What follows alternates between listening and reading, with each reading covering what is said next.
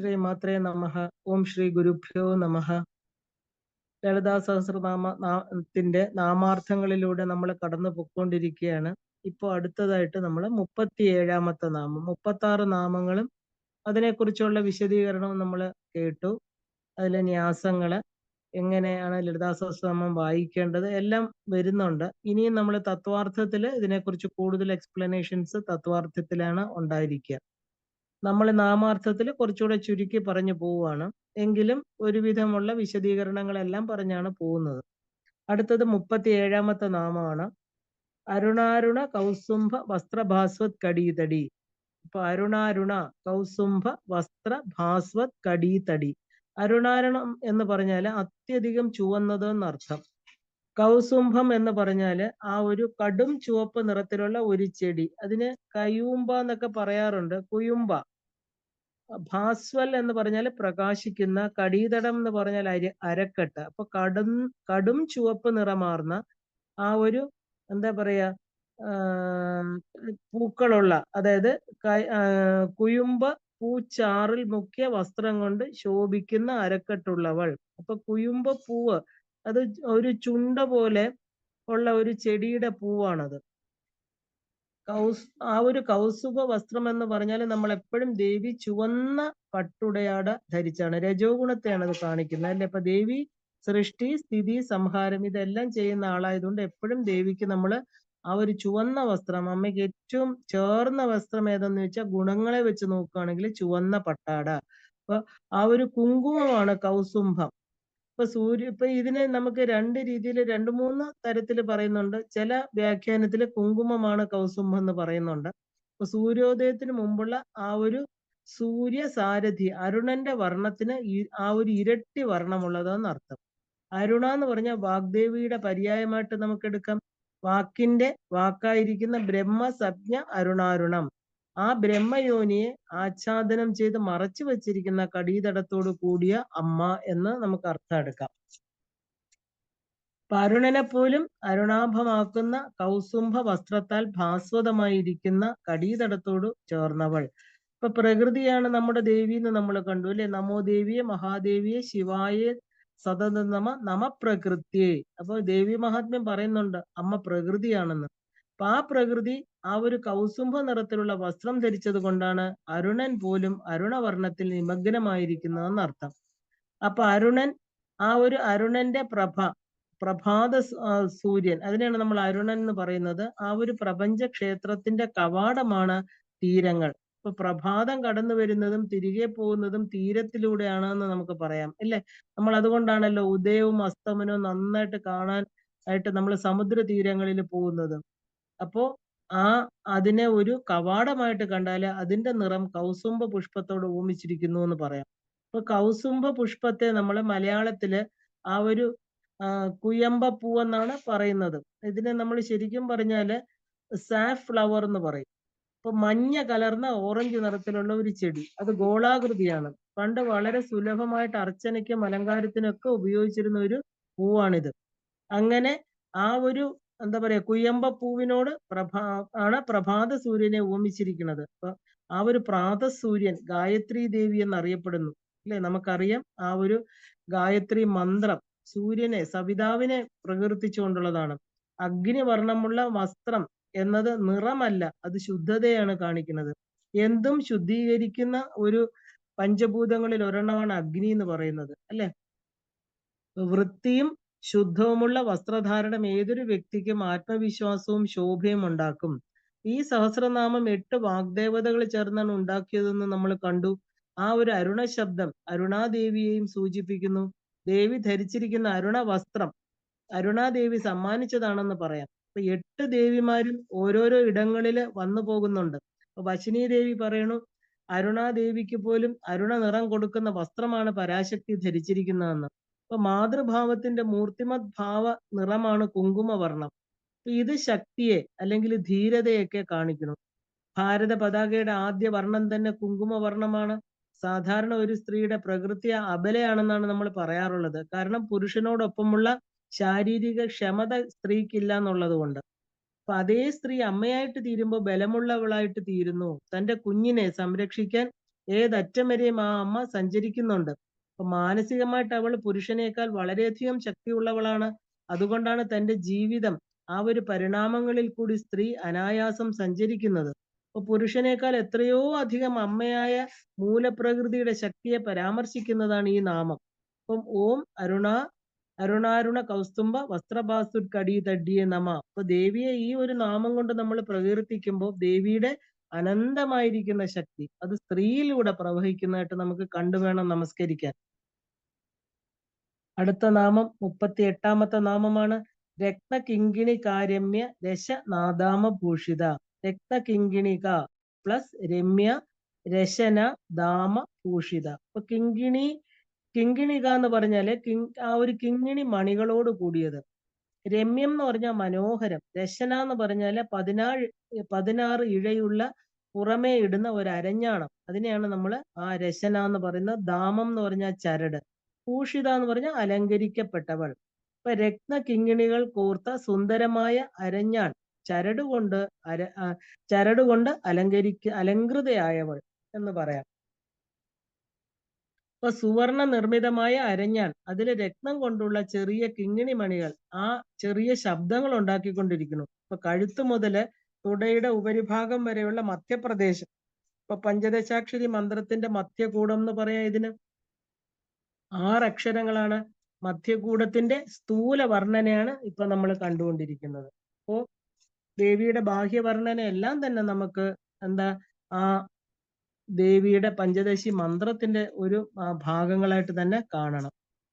അപ്പോൾ രത്നകിങ്കിണികളുടെ ആ ഒരു നാദത്താൽ, രത്നകിങ്കിണികളുടെ ആ ഒരു എന്താ പറയാ രത്നകിങ്കിണി കാരമ്യ രശനാദാമ ഭൂഷിത.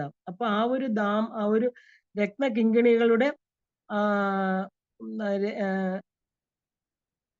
ആ ഒരു എന്താ പറയാ രത്നകിങ്ങിണികൾ കൊണ്ടുണ്ടാക്കിയ ആ ഒരു അരഞ്ഞാണത്തിന്റെ അതിന്റെ ആ ഒരു ഭംഗി കൊണ്ട് ശോഭിതയായിട്ട് അല്ലെങ്കിൽ ഭൂഷിതയായിരിക്കുന്നവൾ നമുക്ക് അർത്ഥം എടുക്കാം.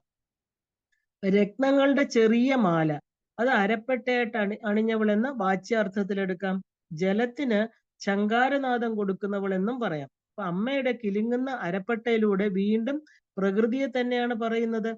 തീരത്തിന്റെ ആഭരണമായിട്ട് മാറിയ തിരമാലകള്. അപ്പൊ പ്രഭാതത്തിന് അരുണിമ കൊടുക്കുന്ന വിശ്വപ്രകൃതി ജലത്തിന് തിരമാലകളാകുന്ന ആഭരണം ചാർത്തിയിരിക്കുന്നു. നമ്മൾ എപ്പോഴും ലളിതാ ത്രിപുര സുന്ദരി പ്രകൃതി സ്വരൂപിണിയാണ്. നമ്മൾ പ്രകൃതിയിലൂടെ വേണം സഞ്ചരിക്കാൻ. അമ്മയുടെ ആ ഒരു സ്ഥൂല രൂപം വർണ്ണിക്കുമ്പോൾ ഒരു സ്ത്രീയായിട്ട് പറയുന്നതിനൊപ്പം തന്നെ നമ്മൾ പ്രകൃതിയെയും കാണണം. അതുകൊണ്ടാണ് നമ്മൾ പ്രകൃതിയെ കൂടെ ചേർത്ത് പറയുന്നത്. അപ്പോ ആ ഒരു വിശ്വപ്രകൃതി ജലത്തിന് തിരമാലകളാകുന്ന ആഭരണം ചാർത്തിയിരിക്കുന്നു. അതായത് കടല്. അതിന്റെ ആ ഒരു ധ്വനി ശ്രദ്ധിച്ചാല് അവയില് നമുക്ക് വളരെയധികം ആരിലും അത് അത്ഭുതം ഉണ്ടാക്കണോ. പ്രകൃതിയിലെ കടലെന്നും മനുഷ്യനത് കൊടുക്കുന്ന വസ്തുവാണ്. പ്രകൃതിക്ക് ആധാരമായ ഓരോ വസ്തുവിനെയും നമ്മൾ കാണുകയാണ്. ഇനി മനുഷ്യതലത്തില് തന്റെ സമ്പത്തിന്റെ കിലുക്കം ശ്രവിച്ച് നിയന്ത്രണം ഭൂഷണമാക്കിയ വ്യക്തിയാണ് എന്ന് പറയാം. പണ്ട് ഭൗതിക ധനം എന്നാല് രത്നങ്ങളും സ്വർണവുമായിരുന്നു. അപ്പോ അളവിന് മീതെ ഇതൊന്നും സംഭരിക്കാത്തവരെയാണ് ഈ നാമം പ്രതിനിധീകരിക്കുന്നത്. രത്നങ്ങളുടെ കിലുക്കത്തിൽ അപമാനിക്കുന്നതല്ല ധർമ്മിഷ്ഠനായിരിക്കുന്ന ഒരു വ്യക്തി. സമൂഹത്തിൽ ജീവിക്കാൻ പണം വേണം അല്ലെ, എന്നാല് ആവശ്യത്തിലധികം സംഭരിക്കുകയും അതിൽ അഹങ്കാരം കാണിക്കുന്നവർ ശ്രേഷ്ഠരല്ല. ഈ സമ്പത്തിനെ ആധ്യാത്മിക തലത്തിൽ നോക്കിയാൽ ശബ്ദ നിയന്ത്രണമായിട്ട് പറയാം. അനാവശ്യ സംസാരം ഒഴിവാക്കുക. തന്റെ ശബ്ദത്തെ നിയന്ത്രിച്ച് യുക്തമായ പാതയിലൂടെ വിന്യസിച്ചാൽ മാത്രമേ വ്യക്തിക്ക് ഉന്നതി ഉണ്ടാകൂ. സാധകൻ തന്റെ ശബ്ദത്തെ മന്ത്രങ്ങളാലും ജപങ്ങളാലും നിയന്ത്രിക്കണം. ഇനി ഭൂ എന്ന് പറഞ്ഞാൽ ഭൂമി അല്ലെങ്കിൽ അടിസ്ഥാനം എന്ന അങ്ങനെ നമ്മൾ എടുക്കുകയാണെങ്കിൽ ആ ഒരു ഊഷിത എന്ന് പറഞ്ഞാല് കഴിഞ്ഞു പോയ ചില വഴിവച്ചത് എന്നൊക്കെ നമുക്ക് പറയാം. അപ്പൊ മറ്റുള്ളവരോടുള്ള കരുണാപൂർണമായിരിക്കുന്ന ഭാഷണം, ഈശ്വര കീർത്തനങ്ങള് ഒക്കെ നമ്മളെ ജീവിതം ആരംഭിച്ച ഭൂമിയിൽ തങ്ങി നിന്ന് സദ്ഫലങ്ങൾ കൊടുക്കുന്നു. അപ്പൊ ഭൗതികതയും ആധ്യാത്മികതയും രണ്ടല്ല. അമ്മയുടെ ചുവന്ന വസ്ത്രത്തിന് ഭംഗിയുള്ള ചെറിയ മുത്തുകളാൽ അരപ്പട്ട ധരിച്ചവൾ തന്റെ വസ്ത്രത്തിന്റെ ഉറപ്പിനും അഴകിനുമായിട്ടാണ് അത് ധരിച്ചിരിക്കുന്നത്. ദേവിയും ആ ഒരു ആ അരമണിയുടെ നാദത്തിലാണ് മഹാദേവൻ തന്റെ ആധികള് ഒഴിക്കുന്നതെന്ന് പറയണു. ഈ അരപ്പട്ടയിലെ മണിനാദം ആ ഒരു പ്രണവം എന്ന് പറയുന്ന ഓംകാരം തന്നെയാണ്. പഞ്ചദശി മന്ത്രത്തിന്റെ മധ്യകൂടത്തിന്റെ അവസാന നാമമാണിത്. അവിടെ ദേവിയുടെ മധ്യഭാഗം വർണ്ണിച്ച് അലങ്കാരത്തോടെ അവസാനിപ്പിച്ചിരിക്കുകയാണ്. അടുത്തത് ശക്തികൂടമാണ്. അടുത്ത നാമം തൊട്ട് തുടങ്ങുന്നത്. ഓം രത്നകിങ്കിണി കാരമ്യ ദശനാദാമ ഭൂഷിതായേ നമ. 39ാമത്തെ നാമം മുതല് നമ്മള് ദേവിയുടെ ആ ഒരു ഏറ്റവും പഞ്ചദശി മന്ത്രത്തിന്റെ അവസാനത്തെ കൂടമായ ശക്തികൂടത്തിന്റെ നാമങ്ങൾ ആരംഭിക്കുകയാണ്. കാമേശജ്ഞാത സൗഭാഗ്യ മാർദ്ദവോരുദ്വയാന്വിത. അപ്പോ ശരിക്കും പറഞ്ഞാല് കാമേശജ്ഞാത സൗഭാഗ്യ മാർദ്ദവോരുദ്വയാന്വിത. കാമേശൻ എന്ന് പറഞ്ഞാല് ശിവൻ, ജ്ഞാതം എന്ന് പറഞ്ഞാൽ അറിയുന്ന, ഊരു തുട, ദ്വയം എന്ന് പറഞ്ഞാൽ രണ്ട്, അന്വിത ചേർന്നവൾ. ശിവന് മാത്രം അറിയാവുന്ന സൗഭാഗ്യത്തോടു കൂടിയ മൃദുവായ രണ്ട് തുടകളോട് കൂടിയവൾ. ആഗ്രഹം, കർമ്മം, ഇതാണ് നമ്മുടെ ജനനത്തിന് കാരണം അല്ലെ. നമ്മുടെ ആഗ്രഹം കൊണ്ട് കാമത്തിൽ എന്ന് പറഞ്ഞാൽ ആഗ്രഹം എന്ന് തന്നെയാണ് അർത്ഥം. അപ്പൊ ഈ ഭൂമിയിലേക്ക് വീണ്ടും വീണ്ടും ജന്മം എടുക്കാൻ കാരണം എന്താ?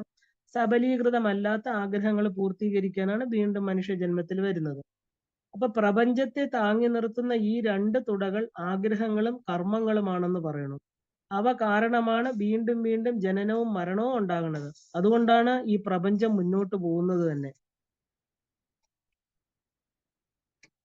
അപ്പോ കാമേശൻ മാത്രം അറിയപ്പെട്ട, അനുഭവിക്കപ്പെട്ട, അവൻ മാത്രം ഏക സാക്ഷിയായിരിക്കുന്ന ദേവിയുടെ ഊരുദ്വയ സൗഭാഗ്യം അല്ലെ, ജ്ഞാന സൗഭാഗ്യം എടുക്കാം. ഇതിന് ദേവിയുടെ ഇണയായ കാമേശ്വരന് മാത്രമുള്ളതാണ്. ഇപ്പൊ കാമേശനാൽ ജ്ഞാതമാക്കപ്പെട്ട സൗഭാഗ്യ മാർദ്ദവമുള്ള ഊരുദ്വയങ്ങളോട് അന്വിതയായവൾ ആഗ്രഹങ്ങളുടെ ആ ഒരു മൂർധന്യത്തില് ആർദ്രതയും അനുഗ്രഹത്തെയും പൂർണ്ണമാക്കിയവളെന്നും എടുക്കാം. അപ്പൊ കാമേശനാൽ അനുഗ്രഹിക്കപ്പെട്ട സൗഭാഗ്യ മൃദുത്വവും മഹനീയതയും അകത്തും പുറത്തും ഒരുപോലെ മനസ്സിലാക്കിയവൾ. അപ്പൊ തൃപ്തിപ്പെട്ട ആഗ്രഹങ്ങളെ അറിഞ്ഞ് ആ ആഗ്രഹവും ആർദ്രതയും മഹനീയമായ യുഗ്മങ്ങളായിട്ട് അന്വയിച്ചവൾ. അപ്പൊ ഉത്കൃഷ്ടതയും സൗഭാഗ്യവും ധരിച്ചവൾ. ഇങ്ങനെ അനേക വ്യാഖ്യാനങ്ങൾ ഈ നാമത്തിനെടുക്കാം. ലൗകിക വിഷങ്ങള് നോക്കുകയാണെങ്കിൽ നമ്മുടെ കാമനകളുടെ തീവ്രതയ്ക്കൊപ്പം ആർദ്രതയും തുല്യസ്ഥാനമാണ്. ആഗ്രഹ പൂർത്തീകരണത്തിനായിട്ട് ഉദ്യമിക്കുമ്പോൾ തന്റെ സഹജീവികളോടുള്ള ആർദ്രതയും കണക്കിലെടുക്കണം. കാരണം ഒരു ജീവിയെയും നോവിച്ചോ ഉപദ്രവിച്ചോ അല്ല തന്റെ കാമനകള് പൂർത്തീകരിക്കേണ്ടത് എന്ന് സാരം. ഇപ്പൊ മനുഷ്യ മനസ്സിന് മൃദുത്വമാണ് പ്രധാനം. സഹജീവികളോടുള്ള ആർദ്രതയാണ് അവനെ ആർദ്രത ഉള്ള വ്യക്തിയായിട്ടാണ് പ്രകൃതി ഓരോ മനുഷ്യനെയും സൃഷ്ടിച്ചിരിക്കുന്നത്.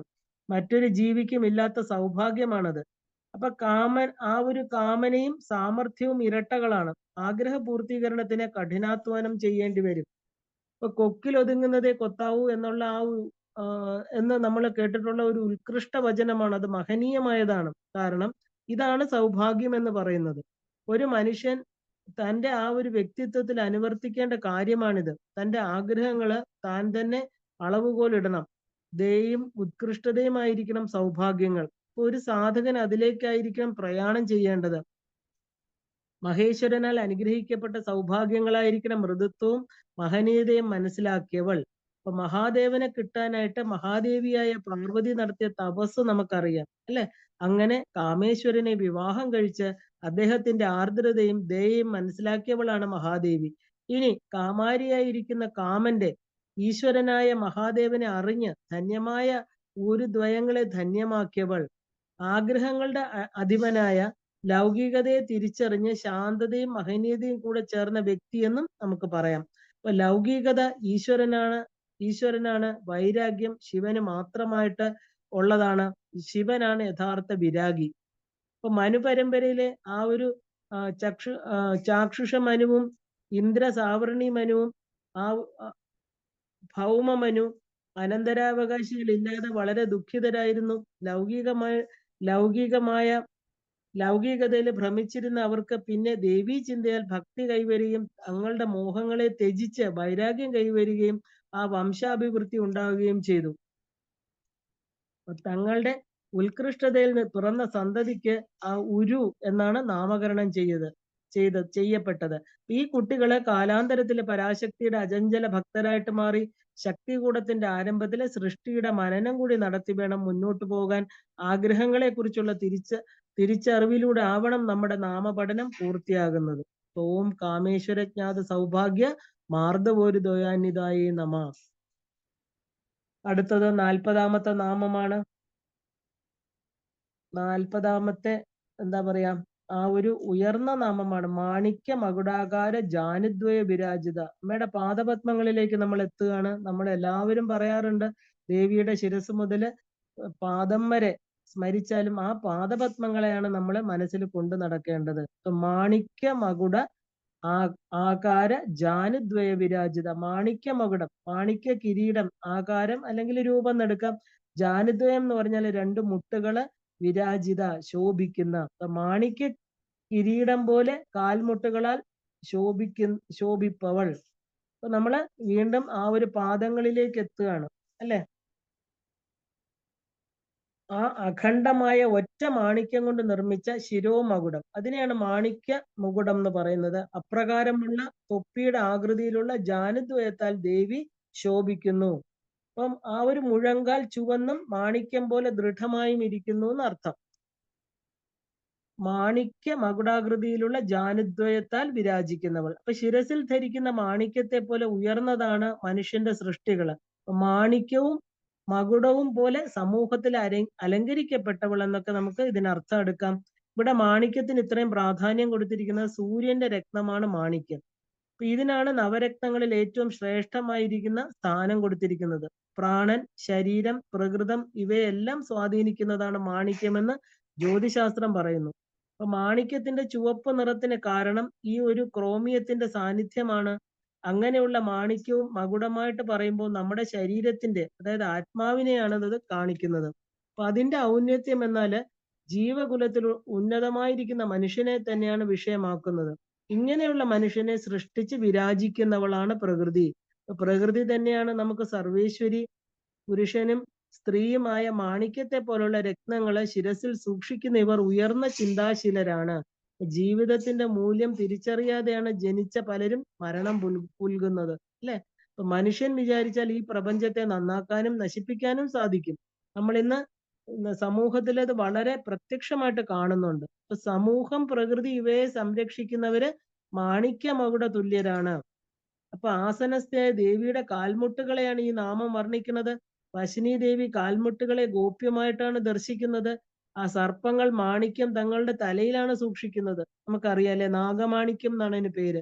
പക്ഷെ അത് ആരും കണ്ടിട്ടില്ല. അത് അതുപോലെ തന്നെ ചുവന്ന പട്ടിനുള്ളിൽ ശോഭിക്കുന്ന മാണിക്യത്തിന്റെ ശോഭയുള്ള ദേവിയുടെ കാൽമുട്ടുകളെയാണ് ഇവിടെ വർണ്ണിക്കുന്നത്. അപ്പൊ ദേവി ഇരിക്കുന്നത് വീരാസനത്തിലാണ്. ഒരു കാല് മടക്കി വെച്ച് മറ്റേ കാല് താഴെ ഊന്നി ദേവിയായിരിക്കുന്ന അമ്മ ഇരിക്കുന്ന ഒരു പ്രത്യേക രീതിയാണ് അല്ലേ. പെട്ടെന്ന് തന്റെ മക്കളെ കാണാനും ആ ഒരു ഇരുത്തുവാനും ഒക്കെ തന്നെ അവളുടെ ആസനമാണ് അമ്മയുടെ ആ ഒരു മടക്കി വെച്ച കാല്. അങ്ങനെ ഇരിക്കുന്ന ദേവിയുടെ കാൽമുട്ടുകള് ചുവന്ന പട്ടുസാരിയിലൂടെ നോക്കുമ്പോൾ മാണിക്യക്കല്ല് പോലെ തിളങ്ങുന്നു. ഇത് തന്നെയാണ് പല്ലിയുടെ തല പോലെ സുന്ദരമായ കാൽമുട്ടുകള്. ശരിയായ കാൽമുട്ടുകള് പല്ലിയുടെ തലയുടെ ആകൃതിയാണെന്ന് പറയാറുണ്ട്. വീരാസനത്തിലിരിക്കുന്ന ദേവി മനുഷ്യന്റെ ആ ഒരു കർമ്മോത്സുകതയുടെ ആണ് കാണിക്കുന്നത്.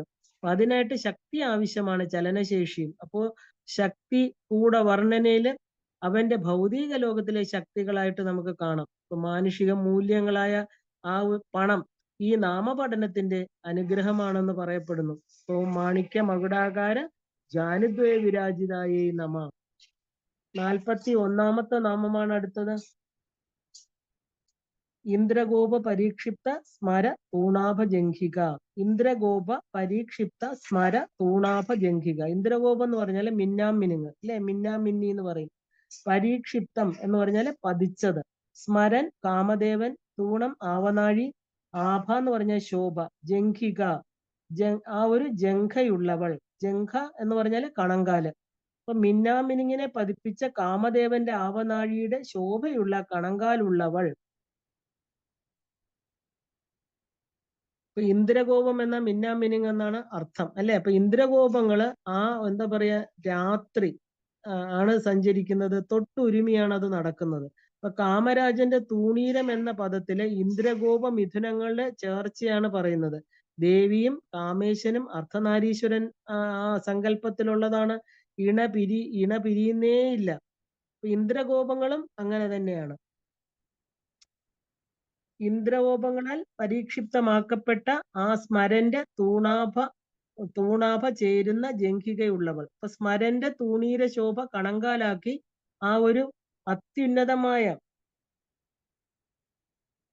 കൃഷ്ണതയിൽ ചുറ്റപ്പെട്ട് സംരക്ഷിക്കുന്നവർ എന്ന് നമുക്ക് എടുക്കാം. അപ്പൊ നാമങ്ങളില് സൃഷ്ടിയുടെ കർമ്മപദത്തിലെ അവിടേക്ക് നമ്മൾ ഇറങ്ങി ചെന്നിരിക്കുകയാണ് ഇവിടെ. അവിടെ സൂര്യന്റെ തൂണീര ശോഭയാണ് സൃഷ്ടിയുടെ കാലുകൾ എന്ന് വിധാനം ചെയ്യുന്നു. സ്മരൻ എന്ന് പറഞ്ഞാൽ കാമദേവൻ അല്ലെങ്കിൽ അനങ്കൻ. അപ്പൊ കാമദേവൻ അനങ്കനായ കഥ നമുക്കറിയാം അല്ലെ. മഹാദേവന്റെ 3-ാം തൃക്കണ്ണിലെ അഗ്നി കൊണ്ട് ശരീരം ചാമ്പലായപ്പോ കാമദേവന് പിന്നെ ശരീരമേ ഉണ്ടായിട്ടില്ല. അതുകൊണ്ടാണ് കാമദേവൻ അംഗങ്ങളില്ലാത്തവൻ എന്ന് പറയാൻ കാരണം. അനങ്കൻ എന്ന് പറഞ്ഞാല് പേര് പോലെ അംഗങ്ങളില്ലാത്തവൻ. അപ്പൊ അനങ്കന് കരിമ്പ് കൊണ്ടുള്ള വില്ലും ആ തേനീച്ചകളുമാണ് ഞാണായിട്ടുള്ളത്.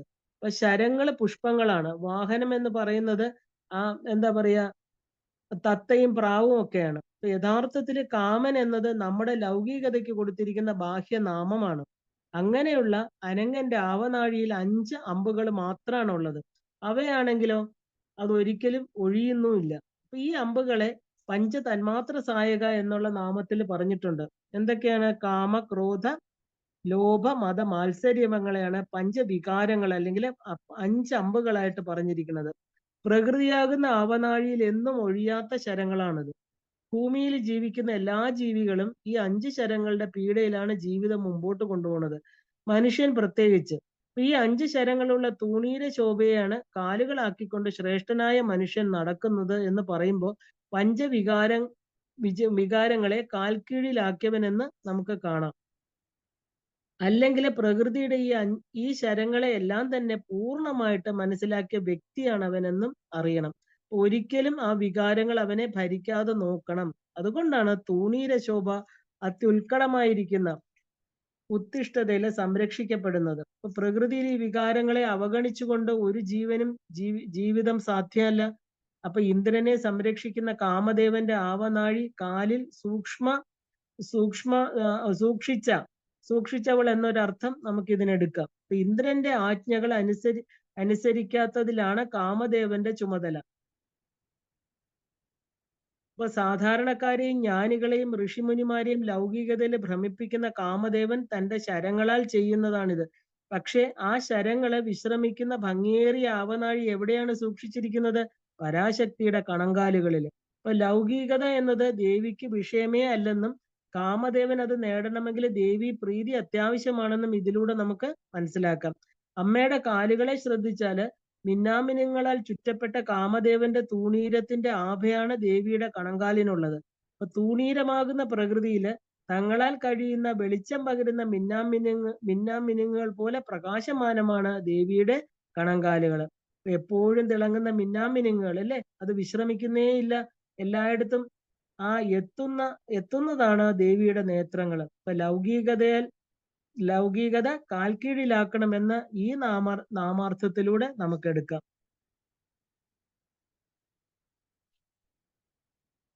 അടുത്ത നാമം 42-ാമത്തെ നാമമാണ്. 42-ാമത്തെ നാമം ഗൂഢഗുൽഫ. അപ്പൊ ഗൂഢ പ്ലസ് ഗുൽഫ. ഗൂഢം എന്ന് പറഞ്ഞാല് മറഞ്ഞിരിക്കുന്നത്, ഗുൽഫം എന്ന് പറഞ്ഞാൽ നെരിയാണി.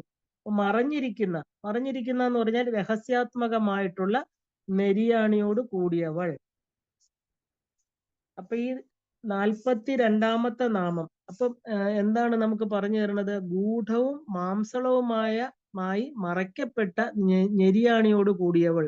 ഗുൽഫം കണങ്കാലിലെ ഞെരിയാണിയെ മൂടുന്ന മാംസളമായിട്ടുള്ള ദശകളാണ്. ഇപ്പൊ ഗൂഢമായ ഗുൽഫങ്ങൾ ഉള്ളവൾ, അമ്മയുടെ നിഗൂഢമായ നെരിയാണികളെയാണ് ഇവിടെ വർണ്ണിക്കുന്നത്. അതുകൊണ്ടാണ് ഇത് മറഞ്ഞിരിക്കുന്നതെന്ന് പറയുന്നത്. ചിതഗ്നികുണ്ഡത്തിൽ നിന്ന് പ്രത്യക്ഷപ്പെട്ട ദേവിയുടെ മുൻഭാഗമേ നമ്മൾ കണ്ടിട്ടുള്ളൂ ഇല്ലേ? എല്ലാവരും അതായത് ആ ഒരു പട്ടുചേല കൊണ്ട് പാദം മറച്ചിരിക്കുന്ന ദേവി എന്നൊക്കെ പറയാം നമുക്ക്. മനുഷ്യന്റെ ചലനത്തെ കുറിച്ച് പറയുകയാണെങ്കിൽ അവന്റെ ഉപ്പൂറ്റുകളെ ഗൂഢമാക്കിക്കൊണ്ടാണ് സഞ്ചരിക്കുന്നത്. അങ്ങനെ നടന്നാല് അങ്ങനെ നടക്കാൻ സാധിക്കും അല്ലെ? താത്വികമായിട്ട് പറഞ്ഞാൽ ഭൂമിയെ വേദനിപ്പിക്കാതെ വേണം നടക്കാൻ. മറ്റു ജീവജാലങ്ങളെ നോക്കുകയാണെങ്കിൽ അവയെല്ലാം തന്നെ അങ്ങനെയാണ് സഞ്ചരിക്കുന്നത്. കരയിലെ ഏറ്റവും വലിയ ജീവിയായ ആന പോലും നടക്കുന്ന അങ്ങനെയാണ് അല്ലെ? ഇപ്പൊ ശരീരത്തിന്റെ സന്തുലിതാവസ്ഥയെ നോക്കുകയാണെങ്കിൽ കാലിന്റെ നെരിയാണി പ്രത്യക്ഷമായും പരോക്ഷമായിട്ടും ഭാഗവാക്കാണ്. കാലടി ശരീരത്തിന്റെ ഭൂപടമാണ്. ഇപ്പൊ ശരീരത്തിലെ കാൽവിരലുകൾ മുതൽ ആ ഒരു മടമ്പ് വരെയുള്ള ഭാഗം ഓരോ അവയവങ്ങളെയും പ്രതിനിധാനം ചെയ്യുന്നുണ്ട്. തലച്ചോറ്, വൃക്ക, കണ്ണുകള്, ചെറുകുടൽ, വൻകുടൽ, നട്ടെല്ല്, ഇതെല്ലാം ഉപ്പൂറ്റി എത്തുമ്പോ അവസാനിക്കും ഇല്ലേ? അപ്പൊ ഉപ്പൂറ്റിയിലാണ് ശരീരത്തിന്റെ ആ ഒരു തുലനാവസ്ഥ നിൽക്കുന്നതെന്ന് അർത്ഥം. മാത്രമല്ല മനുഷ്യന്റെ ഉപ്പൂറ്റി എന്ന് പറയുന്നത് നിഗൂഢമാണ്. മനുഷ്യന്റെ ശ്രദ്ധ അങ്ങോട്ട് തിരിയണമെങ്കിൽ അവിടെ എന്തെങ്കിലും വേദനയോ പ്രശ്നമോ ഉണ്ടാകണം. അപ്പൊ നമ്മുടെ കാലുകൾ കഴുകുമ്പോൾ പലപ്പോഴും ഉപ്പൂറ്റി നനയാറില്ല. പ്രശസ്തമായ നളദമയന്തി കഥ അറിയാമായിരിക്കും നമുക്ക് ഇല്ലേ? അത് കാരണം നളനില് അസൂയ മൂത്ത ആ പുഷ്കരൻ നിരാശനായിട്ട് അലയുമ്പോഴാണ് ബന്ധനസ്ഥനായിരിക്കുന്ന കലിയെ കാണുന്നത്. നളനെ നശിപ്പിക്കാമെന്ന വാഗ്ദാനത്തിലാണ് കലിയെ പുഷ്കരൻ മോചിപ്പിക്കുന്നത്. പക്ഷെ കലിക്ക് പഠിച്ച പണി 18 നോക്കിയിട്ട് നളനിൽ പ്രവേശിക്കാൻ സാധിച്ചില്ല. എല്ലാറ്റിലും ഉത്തമനായിരിക്കുന്ന ഒരാളെ ബാധിക്കുക എന്നത് അസാധ്യമാണ്. അപ്പൊ കലി അങ്ങനെയുള്ള നളനെ നോട്ടമിട്ട് നടക്കുന്ന സമയത്താണ് ഒരു ദിവസം തിടുക്കത്തില് കാല് കഴുകുമ്പോൾ നളൻ കാലിന്റെ ഉപ്പൂറ്റി നനയാതെ കഴുകിയത്. ഇത് കലിയുടെ ശ്രദ്ധയിൽപ്പെടുകയും ഉടനെ അതിലൂടെ നളനെ ബാധിക്കുകയും ചെയ്തു കലി. പിന്നീടാണ് നളന്റെ തകർച്ച തുടങ്ങുന്നത്. ഇതുകൊണ്ടാണ് കാല് കഴുകുമ്പോൾ മടമ്പ് നനയണമെന്ന് പൂർവികർ അനുശാസിച്ചിരുന്നത്. അപ്പൊ ശരീരത്തിൽ എല്ലാ അവയവങ്ങളും സദാ ശുചിയായിട്ടിരിക്കണം. കൂടാതെ മനുഷ്യന്റെ ഉപ്പൂറ്റി എന്ന് പറയുന്നത് സചേതനമാണ്. അപ്പൊ അതിനെ സമർത്ഥിക്കുന്ന ഒരു ഗ്രീക്ക് കഥ പുരാണത്തിലുണ്ട്. നളനെ കലി ബാധിച്ചതുപോലെ ഗ്രീക്ക് കഥയിലും ഒരു യുദ്ധവീരനെ മരണം ബാധിക്കുന്നത് ഉപ്പൂറ്റിയിലൂടെയാണ്. അപ്പൊ ദേവതയായ തേജസ്സിന് രാജാവായ ആ ഒരു പീലിയസിന്റെ ജനിച്ച പുത്രനായിരുന്നു അക്കിലസ്. ശിശുവായ അക്കിലിസിന്റെ ഭാവി അമ്മയ്ക്ക് ചെറുപ്രായത്തിൽ തന്നെ മനസ്സിലായിരുന്നു. യുദ്ധത്തിലെ മരണമാണ് അവർ കണ്ടത്. പക്ഷെ ആ അമ്മ തളരാതെ മകനെ പുണ്യവാനും കീർത്തിമാനുമാക്കാൻ പുണ്യവതിയായിരിക്കുന്ന എന്താ പറയാ സ്റ്റെക്സിൽ മുഖി, അതായത് ദേവഗംഗ പോലെയുള്ള ഒരു പുണ്യ നദി. നമുക്ക് ഗംഗ പോലെയാണ് മഗ്രീക്കുകാർക്ക് സ്റ്റെക്സ്. അത് അവർ കുഞ്ഞിനെ ഉപ്പൂറ്റിയിൽ പിടിച്ച് തലകീഴായിട്ടാണ് അതിൽ മുക്കിയത്. അങ്ങനെ അമ്മയുടെ കൈകളെ കുഞ്ഞിന്റെ ഉപ്പൂറ്റിയെ മറച്ചതായിരുന്നതിനാൽ ജലം അവിടെ മാത്രം സ്പർശിച്ചില്ല. പിന്നീട് വിഖ്യാതമായിരിക്കുന്ന ട്രോജൻ യുദ്ധത്തില് ഉപ്പൂറ്റിയിൽ അമ്പ് തറച്ചിട്ടാണ് അദ്ദേഹത്തിന് മൃത്യു സംഭവിക്കുന്നത്. മഹാഭാരതത്തിലെ ദുര്യോധനന്റെയും ഉപ്പൂറ്റിയിലെ ജരയുടെയും അമ്പേറ്റ് ശരീരം ത്യജിച്ച ശ്രീകൃഷ്ണ ഭഗവാനെയും ഒക്കെ നമുക്ക് ഓർക്കാം. ഇതിനുശേഷമാണ് ഒരാളുടെ ദൗർബല്യം ആ ഒരു സൂചിപ്പിക്കാനായിട്ട് ആ ഒരു അക്കിലസ് ഹീൽ, അതായത് എന്നൊരു പ്രയോഗം തന്നെ, ഒരു പ്രോവർബ് ഉണ്ടായത്. അപ്പൊ ഉപ്പൂറ്റിയുടെ പുറകിലെ ഒരു പേശി, ഈ തന്തുവിന് അക്കിലസ് ടെൻഡൻ എന്നാണ് പറയുന്നത്. മെഡിക്കൽ സയൻസിലാണ് അങ്ങനെ നമ്മൾ കേട്ടിട്ടുള്ളത്. അപ്പൊ കുണ്ടലിനി ക്രിയായോഗത്തില് ഉപ്പൂറ്റിയെ മറച്ചുകൊണ്ടാണ് ചമ്രം ഇരിക്കുന്നത് താഴെ. അപ്പം ആ ഒരു ഗൂഢതയെ തിരിച്ചറിയാനുള്ള ശ്രമമാണിത്. അപ്പൊ ഈ ഗുൽഫാൻ എന്ന് പറയുന്ന ഒറ്റ നാമം നമുക്ക് ഒരുപാട് കാര്യങ്ങൾ ദേവി നമുക്ക് പഠിപ്പിച്ചു തരുന്നുണ്ട് അല്ലെ? അടുത്ത 43-ാമത്തെ നാമം കൂർമ്മപൃഷ്ഠ ജയിഷ്ണു പ്രപദാന്വിത. കൂർമ്മപൃഷ്ഠ ജയിഷ്ണു പ്രപദാന്വിത. കൂർമ്മം എന്ന് പറഞ്ഞാൽ ആമ, പൃഷ്ഠം എന്ന് പറഞ്ഞാൽ പിൻഭാഗം, ജയിഷ്ണു എന്ന് പറഞ്ഞാൽ ജയിക്കുന്ന, പ്രപദം പുറവടി, അതായത് പിൻപാദം, അന്വിത ചേർന്നവൾ. അപ്പൊ ആമയുടെ പിൻഭാഗത്തെ ജയിക്കുന്നത്ര ഉരുണ്ട പുറംപടിവോട് കൂടിയവൾ.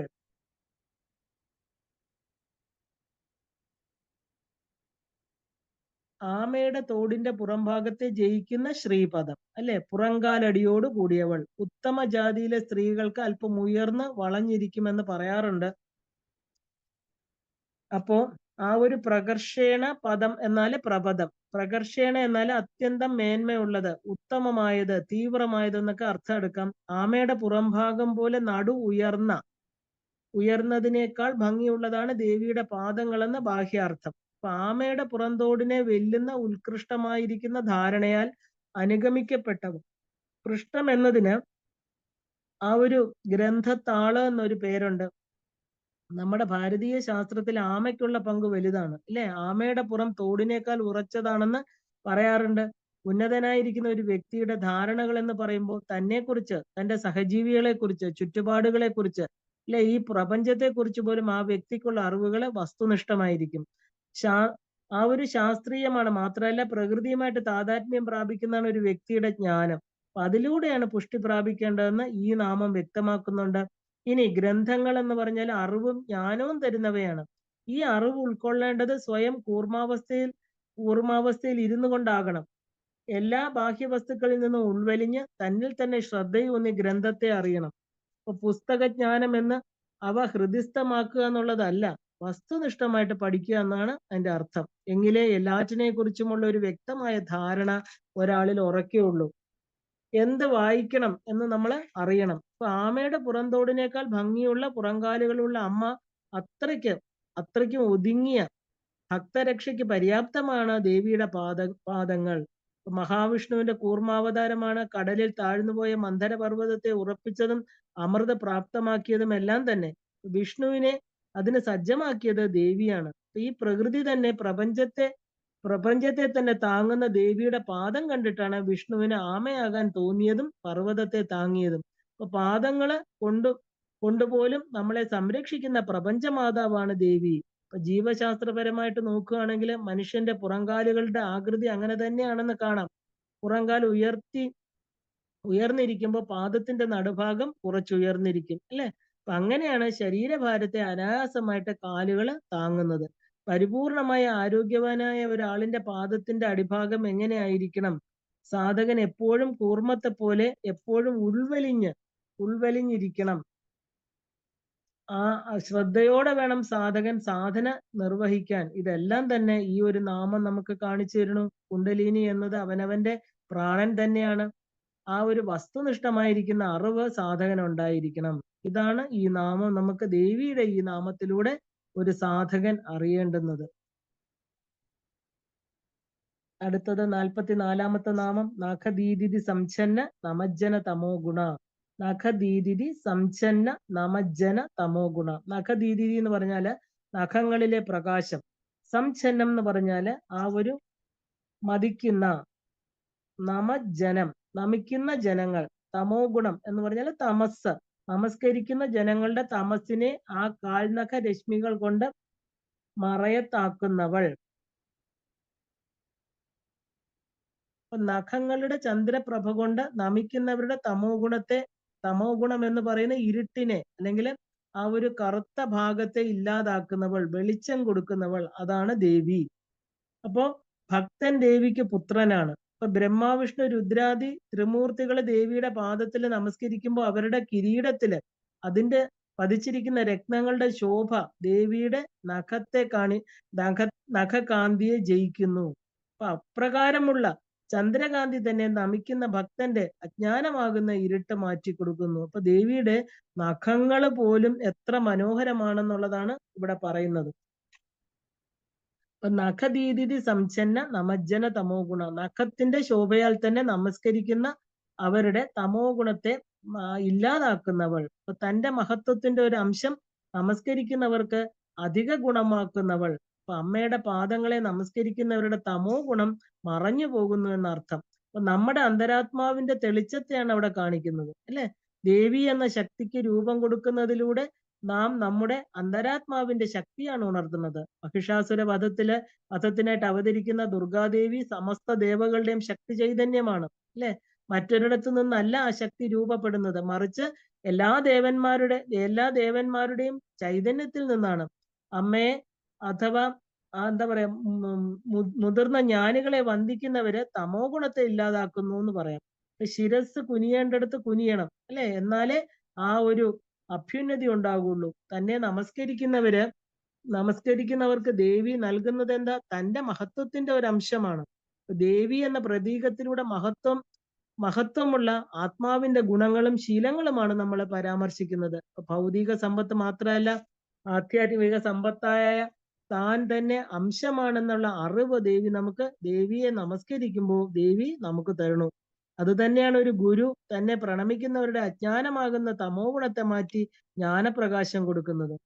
ശങ്കര ഭഗവത്പാദർ പറയുന്നു, ഹേ ചണ്ഡി ദേവി, എന്താ പറയാ, ഭദ്രർക്ക് ഭദ്രം പകരുന്ന അവിടത്തെ പാദങ്ങളിലെ നഖങ്ങളുടെ ശോഭയാൽ ദേവസ്ത്രീകളുടെ കൈകൾ താമരപ്പൂ പോലെ സങ്കോചിക്കുമ്പോൾ തങ്ങളുടെ കൈകളാൽ തന്ന ഫലങ്ങള് നൽകുന്ന ആ സ്വർഗത്തിലെ കൽപ്പവൃക്ഷങ്ങൾ സ്വയം അപഹസിക്കപ്പെടുന്ന പോലെ തോന്നുന്നു എന്ന്. ഇവിടെ ആദ്യത്തേത് ആധ്യാത്മിക സമ്പത്തും രണ്ടാമത്തത് ഭൗതിക സമ്പത്തുമാണെന്ന് അറിയണം. ആധ്യാത്മിക സമ്പത്തിന്റെ മൂല്യം തിരിച്ചറിഞ്ഞപ്പോ ഭൗതിക സമ്പത്ത് കൊടുക്കുന്ന കൈകൾ നാണിച്ചു പോകുന്നു എന്നർത്ഥം. ദേവിയുടെ നഖത്തിന്റെ ശോഭ, അതായത് ആരോഗ്യവും ശുചിത്വത്തെയും കാണിക്കുകയാണ്. നമുക്കറിയാം, സാധാരണ ദേഹശുചി പോരാ, നഖങ്ങൾക്ക് പ്രത്യേക പരിചരണം കൊടുക്കണം, എന്നാലേ അത് ശുചിത്വമാവുള്ളൂ. ദേവിയുടെ നഖങ്ങള് വളരെയധികം തിളക്കമുള്ളതും മിനുസമുള്ളതുമാണെന്ന് പറയണു. അപ്പൊ നമ്മളും നമ്മുടെ നഖങ്ങള് നല്ല ഭക്ഷണ രീതി, ശുചിത്വം എല്ലാം കൊണ്ട് കാലുകൾ ശുചിയായിട്ട് സൂക്ഷിക്കേണ്ടതാണ്. എന്നാലേ തിളക്കവും ഭംഗിയും നഷ്ടപ്പെടാതിരിക്കുള്ളൂ, അല്ലെ? തൈറോയിഡിന്റെയും ത്വക്ക് രോഗങ്ങളുമാണ് നഖങ്ങൾ മോശമാകാൻ കാരണമെന്ന് വൈദ്യശാസ്ത്രം പറയുന്നുണ്ട്. ദേവി എന്ന കുടുംബിനി എല്ലാത്തിലും നഖങ്ങളിൽ പോലുമുള്ള ശ്രദ്ധ, ഇല്ലേ? ആ ഒരു ശ്രദ്ധയും ആ ഒരു ശുചിത്വവും നമുക്ക് കാണിച്ചു തരികയാണ്. ആന്തരിക ബാഹ്യ ശുചിത്വം നല്ലൊരു ജീവിതത്തില് അനിവാര്യമാണ്, അല്ലെ? നമ്മൾ പറയാറുണ്ട്, അപവിത്ര പവിത്രോംബ സർവാവസ്ഥ ഗതവും പിവ സ്മരേത് സ്മരേത് പുണ്ടരീകാക്ഷം സ ബാഹ്യ ആഭ്യന്തര ശുചിഹി. അപ്പൊ നമ്മൾ സാധാരണ ജലത്തെ പവിത്രമാക്കാൻ ജപിക്കുന്ന മന്ത്രമാണിത്. അപ്പൊ നമ്മള് ആ അകത്ത് ശുദ്ധമായിട്ടിരിക്കുന്നവർക്ക് പുറമേയുള്ള ശുദ്ധി വളരെ ആ ഒരു എന്താ പറയാ പ്രസക്തമാണ്. പുറമേയുള്ള ശുദ്ധി നമുക്ക് അകമേ ശുദ്ധി വരണമെന്നില്ല. അപ്പൊ പുറമേ ശുദ്ധമായിരിക്കുക, രണ്ടും നമുക്ക് എന്താ പറയാ, രണ്ടും ഒരേപോലെ പ്രാധാന്യമുള്ളതാണെന്ന് കാണിക്കുകയാണ്. 45-ാമത്തെ നാമം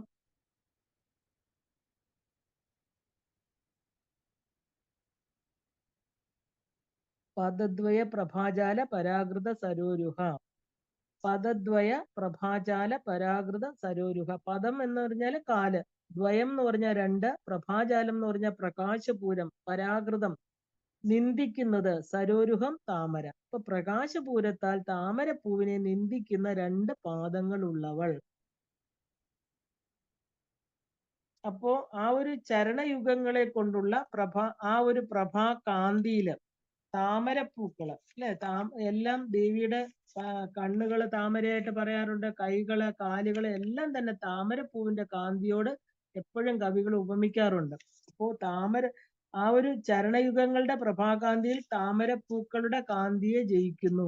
ദേവിയുടെ പാദങ്ങള് താമരപ്പൂക്കളെക്കാൾ മനോഹരമാണ്, മൃദുലമാണ്, ചുവപ്പ് നിറമുണ്ടെന്നർത്ഥം. അപ്പൊ ശരീര അവയവങ്ങളിലെ കണ്ണ്, മുഖം, പാദം, നാഭി ഇവയെല്ലാം താമരപ്പൂവിനോട് ഉപമിക്കാം ദേവിയുടെ. അപ്പൊ താമരപ്പൂ വിടർന്നാല് വാടും, എന്നാൽ ദേവിയുടെ പാദകമലങ്ങള് നിത്യവും അക്ഷയവുമാണ്.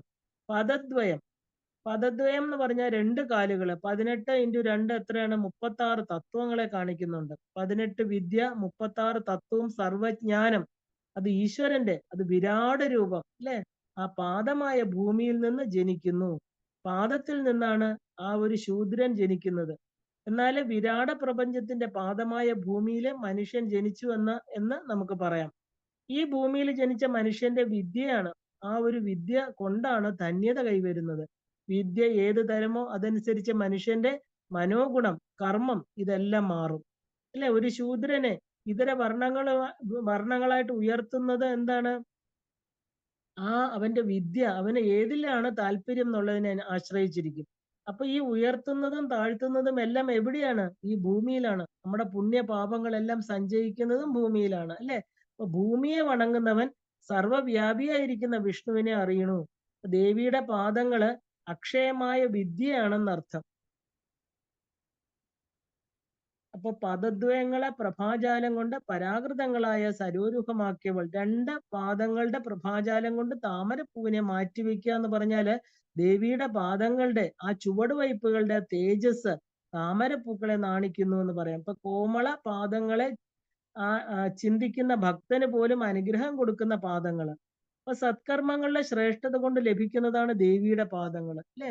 സദാ നമ്മുടെ ഉള്ളില് എന്താ പറയാ, നമ്മള് എവിടെയൊക്കെയാണോ നമുക്ക് എവിടെയൊക്കെ കാണുന്നു അവിടെയൊക്കെ ദേവിയുടെ രൂപം, എവിടെയൊക്കെ നമസ്കരിക്കുന്നു, നമ്മുടെ ശിരസ് വിശ്രമിക്കുന്നു, അതൊക്കെ ദേവിയുടെ പാദങ്ങൾ, അല്ലെ? ആ ഒരു തരത്തിലായിരിക്കണം ഭക്തന്റെ ചിന്താഗതി. അപ്പൊ പ്രപഞ്ചത്തെ അറിഞ്ഞുകൊണ്ട് സാധകൻ തന്റെ കുണ്ടലിനി ശക്തിയെ അറിയണു. അതില്ലാത്ത ഒരാൾക്ക് ശ്രേഷ്ഠതയിൽ എത്താൻ സാധ്യമല്ല. അപ്പൊ ശരീരവും ആത്മാവും ചേർന്ന് കഴിഞ്ഞാൽ മനുഷ്യന് പല പ്രശ്നങ്ങളും തരണം ചെയ്യേണ്ടതായിട്ടുണ്ട്. അവിടെ ആത്മജ്ഞാനത്തിന്റെ മാഹാത്മ്യം സാധാരണ മനുഷ്യന് തിരിച്ചറിയാൻ സാധിക്കുന്നില്ല.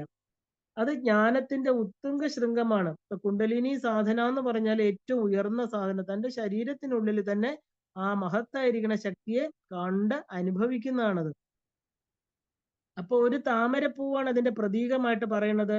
ഒരു എവിടെയാണ് സ്ഥിതി ചെയ്യുന്നത്? നമ്മുടെ മൂർധാവ് എന്ന് പറയുന്ന ശിരസ്, സഹസ്രാര പത്മം എന്നാണ് അതിന് പറയുന്നത്. ഇപ്പൊ കുണ്ടലിനി സാധനയില് അതിനെ സഹസ്രാര പത്മം എന്ന് പറഞ്ഞ് ഈ പറയുന്ന മൂലാധാരത്തിൽ നിന്ന് അതിനെ ഉയർത്തി സഹസ്രാരത്തിലിരിക്കുന്ന ശിവപദത്തിൽ എത്തിക്കുന്നതാണ് നമ്മൾ ശിവശക്തി സാമരസ്യം എന്ന് പറയുന്നത്, അല്ലെ? മഹാനായ വ്യക്തി എന്ന് പറഞ്ഞാൽ എന്താ? ആത്മജ്ഞാനമുള്ള ആള്. അവന് ഭൗതികതയും ആധ്യാത്മികതയും രണ്ടല്ല. അവന് കുണ്ടലിനി ഒന്നുമില്ലാതെ തന്നെ സിദ്ധനായിട്ട് തീരണു. അപ്പൊ വെള്ളത്തിൽ ജീവിച്ച് ചെളിയിൽ വേരൂന്നി പക്ഷെ സൂര്യപ്രകാശം കൊണ്ട് വിടർന്ന് ഉയർന്നു നിൽക്കുന്ന പുഷ്പമാണ് താമര. നമ്മുടെ ഭാരതത്തിന്റെ ദേശീയ പുഷ്പമാണതല്ലേ? അപ്പൊ തനിക്ക് ജീവിക്കാൻ ജലം വേണം, പക്ഷെ ആ ജലം തന്റെ ഇതളുകളെ സ്പർശിക്കുന്നു പോലുമില്ല. അപ്പൊ ജലം എന്ന് പറഞ്ഞാൽ ലൗകിക സുഖങ്ങള്, ആ ചെളി എന്ന് പറഞ്ഞാല് ആ ഒരു എന്താ പറയാ തമസ് നിറഞ്ഞ മനസ്സ്, അല്ലെ? അജ്ഞാനം. അപ്പൊ താമര ഉയർന്ന ആധ്യാത്മികതയാണ്, ആ ഒരു ആത്മജ്ഞാനത്തിന്റെ പ്രതീകമാണ്. ഇപ്പൊ ജീവിതയാത്രയിൽ മനുഷ്യനെ ഭ്രമിപ്പിക്കുന്ന ഈ എന്താ പറയാ ചഞ്ചലമായിരിക്കുന്ന, വളരെ കുറച്ചു കാലത്തേക്ക് അനുഭവിക്കുന്നതുമായിട്ടുള്ള ആ ഒരു ജീവജാലങ്ങള് പാലാഴി പതനമാണ് ഉള്ളിൽ സൃഷ്ടിക്കുന്നത്, അല്ലെ? നമുക്കറിയാം ദേവാസുരന്മാർ എപ്പോഴും നല്ലതും മോശവുമായിട്ടുള്ള കാര്യങ്ങൾ നമ്മുടെ മനസ്സിനെ മതിച്ചുകൊണ്ടേയിരിക്കണം. അപ്പൊ തന്റെ ജീവിത ലക്ഷ്യം എന്ന് പറഞ്ഞാൽ എന്താ? സാർത്ഥകമാക്കണമെങ്കിൽ ഒരു വ്യക്തിക്ക് ഏറെ ക്ലേശകരമാണ് ഈ ഒരു ഭൗതികമായിട്ടുള്ള ലോകത്ത്. പക്ഷെ ആത്മജ്ഞാനവും പ്രകൃതിജ്ഞാനവും അവനിൽ രൂഢമൂലമായി കഴിഞ്ഞാൽ അവന് അനായാസമായിട്ട് മുന്നേറി വിജയിക്കാൻ സാധിക്കും. അമ്മയുടെ താമരപ്പൂ പോലുള്ള പാദങ്ങള്, താമരപ്പൂ പോലെ ശോഭയും ശുദ്ധിയും ഉള്ളതാണത്. അപ്പൊ ചുറ്റുപാടുകളുടെ ദോഷങ്ങൾ ഒന്നും സ്വാംശീകരിക്കാതെ ഗുണങ്ങൾ മാത്രം സ്വന്തമാണ് ദേവിക്കുള്ളത്, അല്ലെ? അപ്പൊ കൂർമ്മപൃഷ്ഠത്തെ വെല്ലുന്ന പാദങ്ങള് താമരപ്പൂ പോലെയാണ് എന്ന് പറയുന്നു. ഭൂമിയിൽ പതിയുന്ന പാദങ്ങളുടെ അടിഭാഗം താമര വേരും മുകൾ ഭാഗം താമരയും. അടിയിലെ ഭാഗത്തിന്റെ പ്രകൃതം ലവലേശം മുകൾ ഭാഗത്തിനില്ല. പ്രകൃതിയുമായിട്ട് ഇണങ്ങി ജീവിച്ചിട്ടും ശുദ്ധമായി വെക്കുന്ന പാദങ്ങളെ നമിക്കാതിരിക്കുന്നവൻ വിഡ്ഢിയാണ്. അവൻ ഈ ജീവിതം തന്നെ വ്യർത്ഥമാണ്. താമരയുടെ മാഹാത്മ്യം ദേവി ഉപാസകരായിരിക്കുന്ന എല്ലാവരും മനസ്സിലാക്കേണ്ടതാണെന്ന് അർത്ഥം.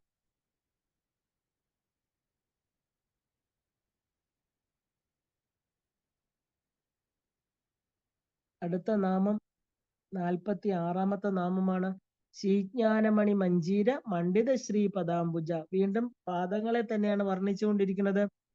ശ്രീജ്ഞാന മണി മഞ്ജീര മണ്ഡിത ശ്രീ പദാംബുജ. ശ്രീജ്ഞാനം എന്ന് പറഞ്ഞാൽ കിലുങ്ങുന്നത്, മണി പ്ലസ് മഞ്ജീരം, അല്ലെ? മണികൾ എന്ന് പറഞ്ഞാൽ രത്നത്തരികൾ ഉള്ളിലുള്ള ചിലങ്ക. മണ്ഡിതം എന്ന് പറഞ്ഞാൽ അലങ്കൃതമായിരിക്കുന്ന കിലുങ്ങുന്ന രത്നത്തരികളുള്ള ചിലങ്കകളാൽ അലങ്കരിക്കപ്പെട്ട പാദ കമലത്തോട് കൂടിയവൾ. ഇപ്പൊ ദേവിയുടെ രൂപദർശനമാണ് ഇവിടെ നമ്മൾ കണ്ടുകൊണ്ടിരിക്കുന്നത്, അല്ലെ? അപ്പൊ ഇതുവരെയാണ് ശരിക്കും കേശാദിപാദ വർണ്ണന എന്ന് പറയുന്നത്. കർമ്മദോഷങ്ങള് ഗ്രഹദോഷങ്ങളൊക്കെ മാറും ഇതുവരെ നമുക്ക് ജപിച്ചാൽ 46 വരെ. പിന്നെ സാധാരണഗതിയിൽ 62 വരെ ചിലര് പറയാറുണ്ട്. ഇവിടെ ദേവിയുടെ കേശാദിപാദ വർണ്ണന ഇവിടെയാണ് ശരിക്കും അവസാനിക്കുന്നത്, 46-ാമത്തെ നാമത്തില്.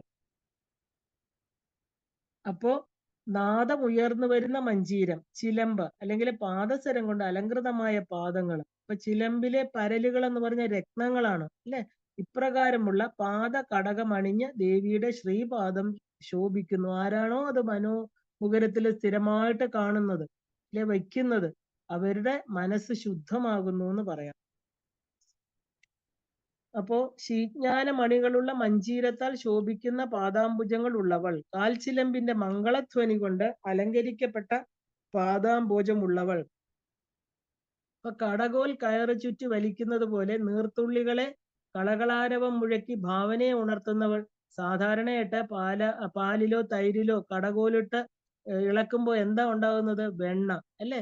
എന്നാൽ ജലത്തില്, അതായത് ഈ ലൗകികതയില് സദാ ജാഗരൂപരായിട്ടിരിക്കുന്ന വ്യക്തികൾക്ക് കിട്ടുന്ന ജ്ഞാനസ്വരൂപമായിരിക്കുന്ന വെണ്ണ, ഇല്ലേ?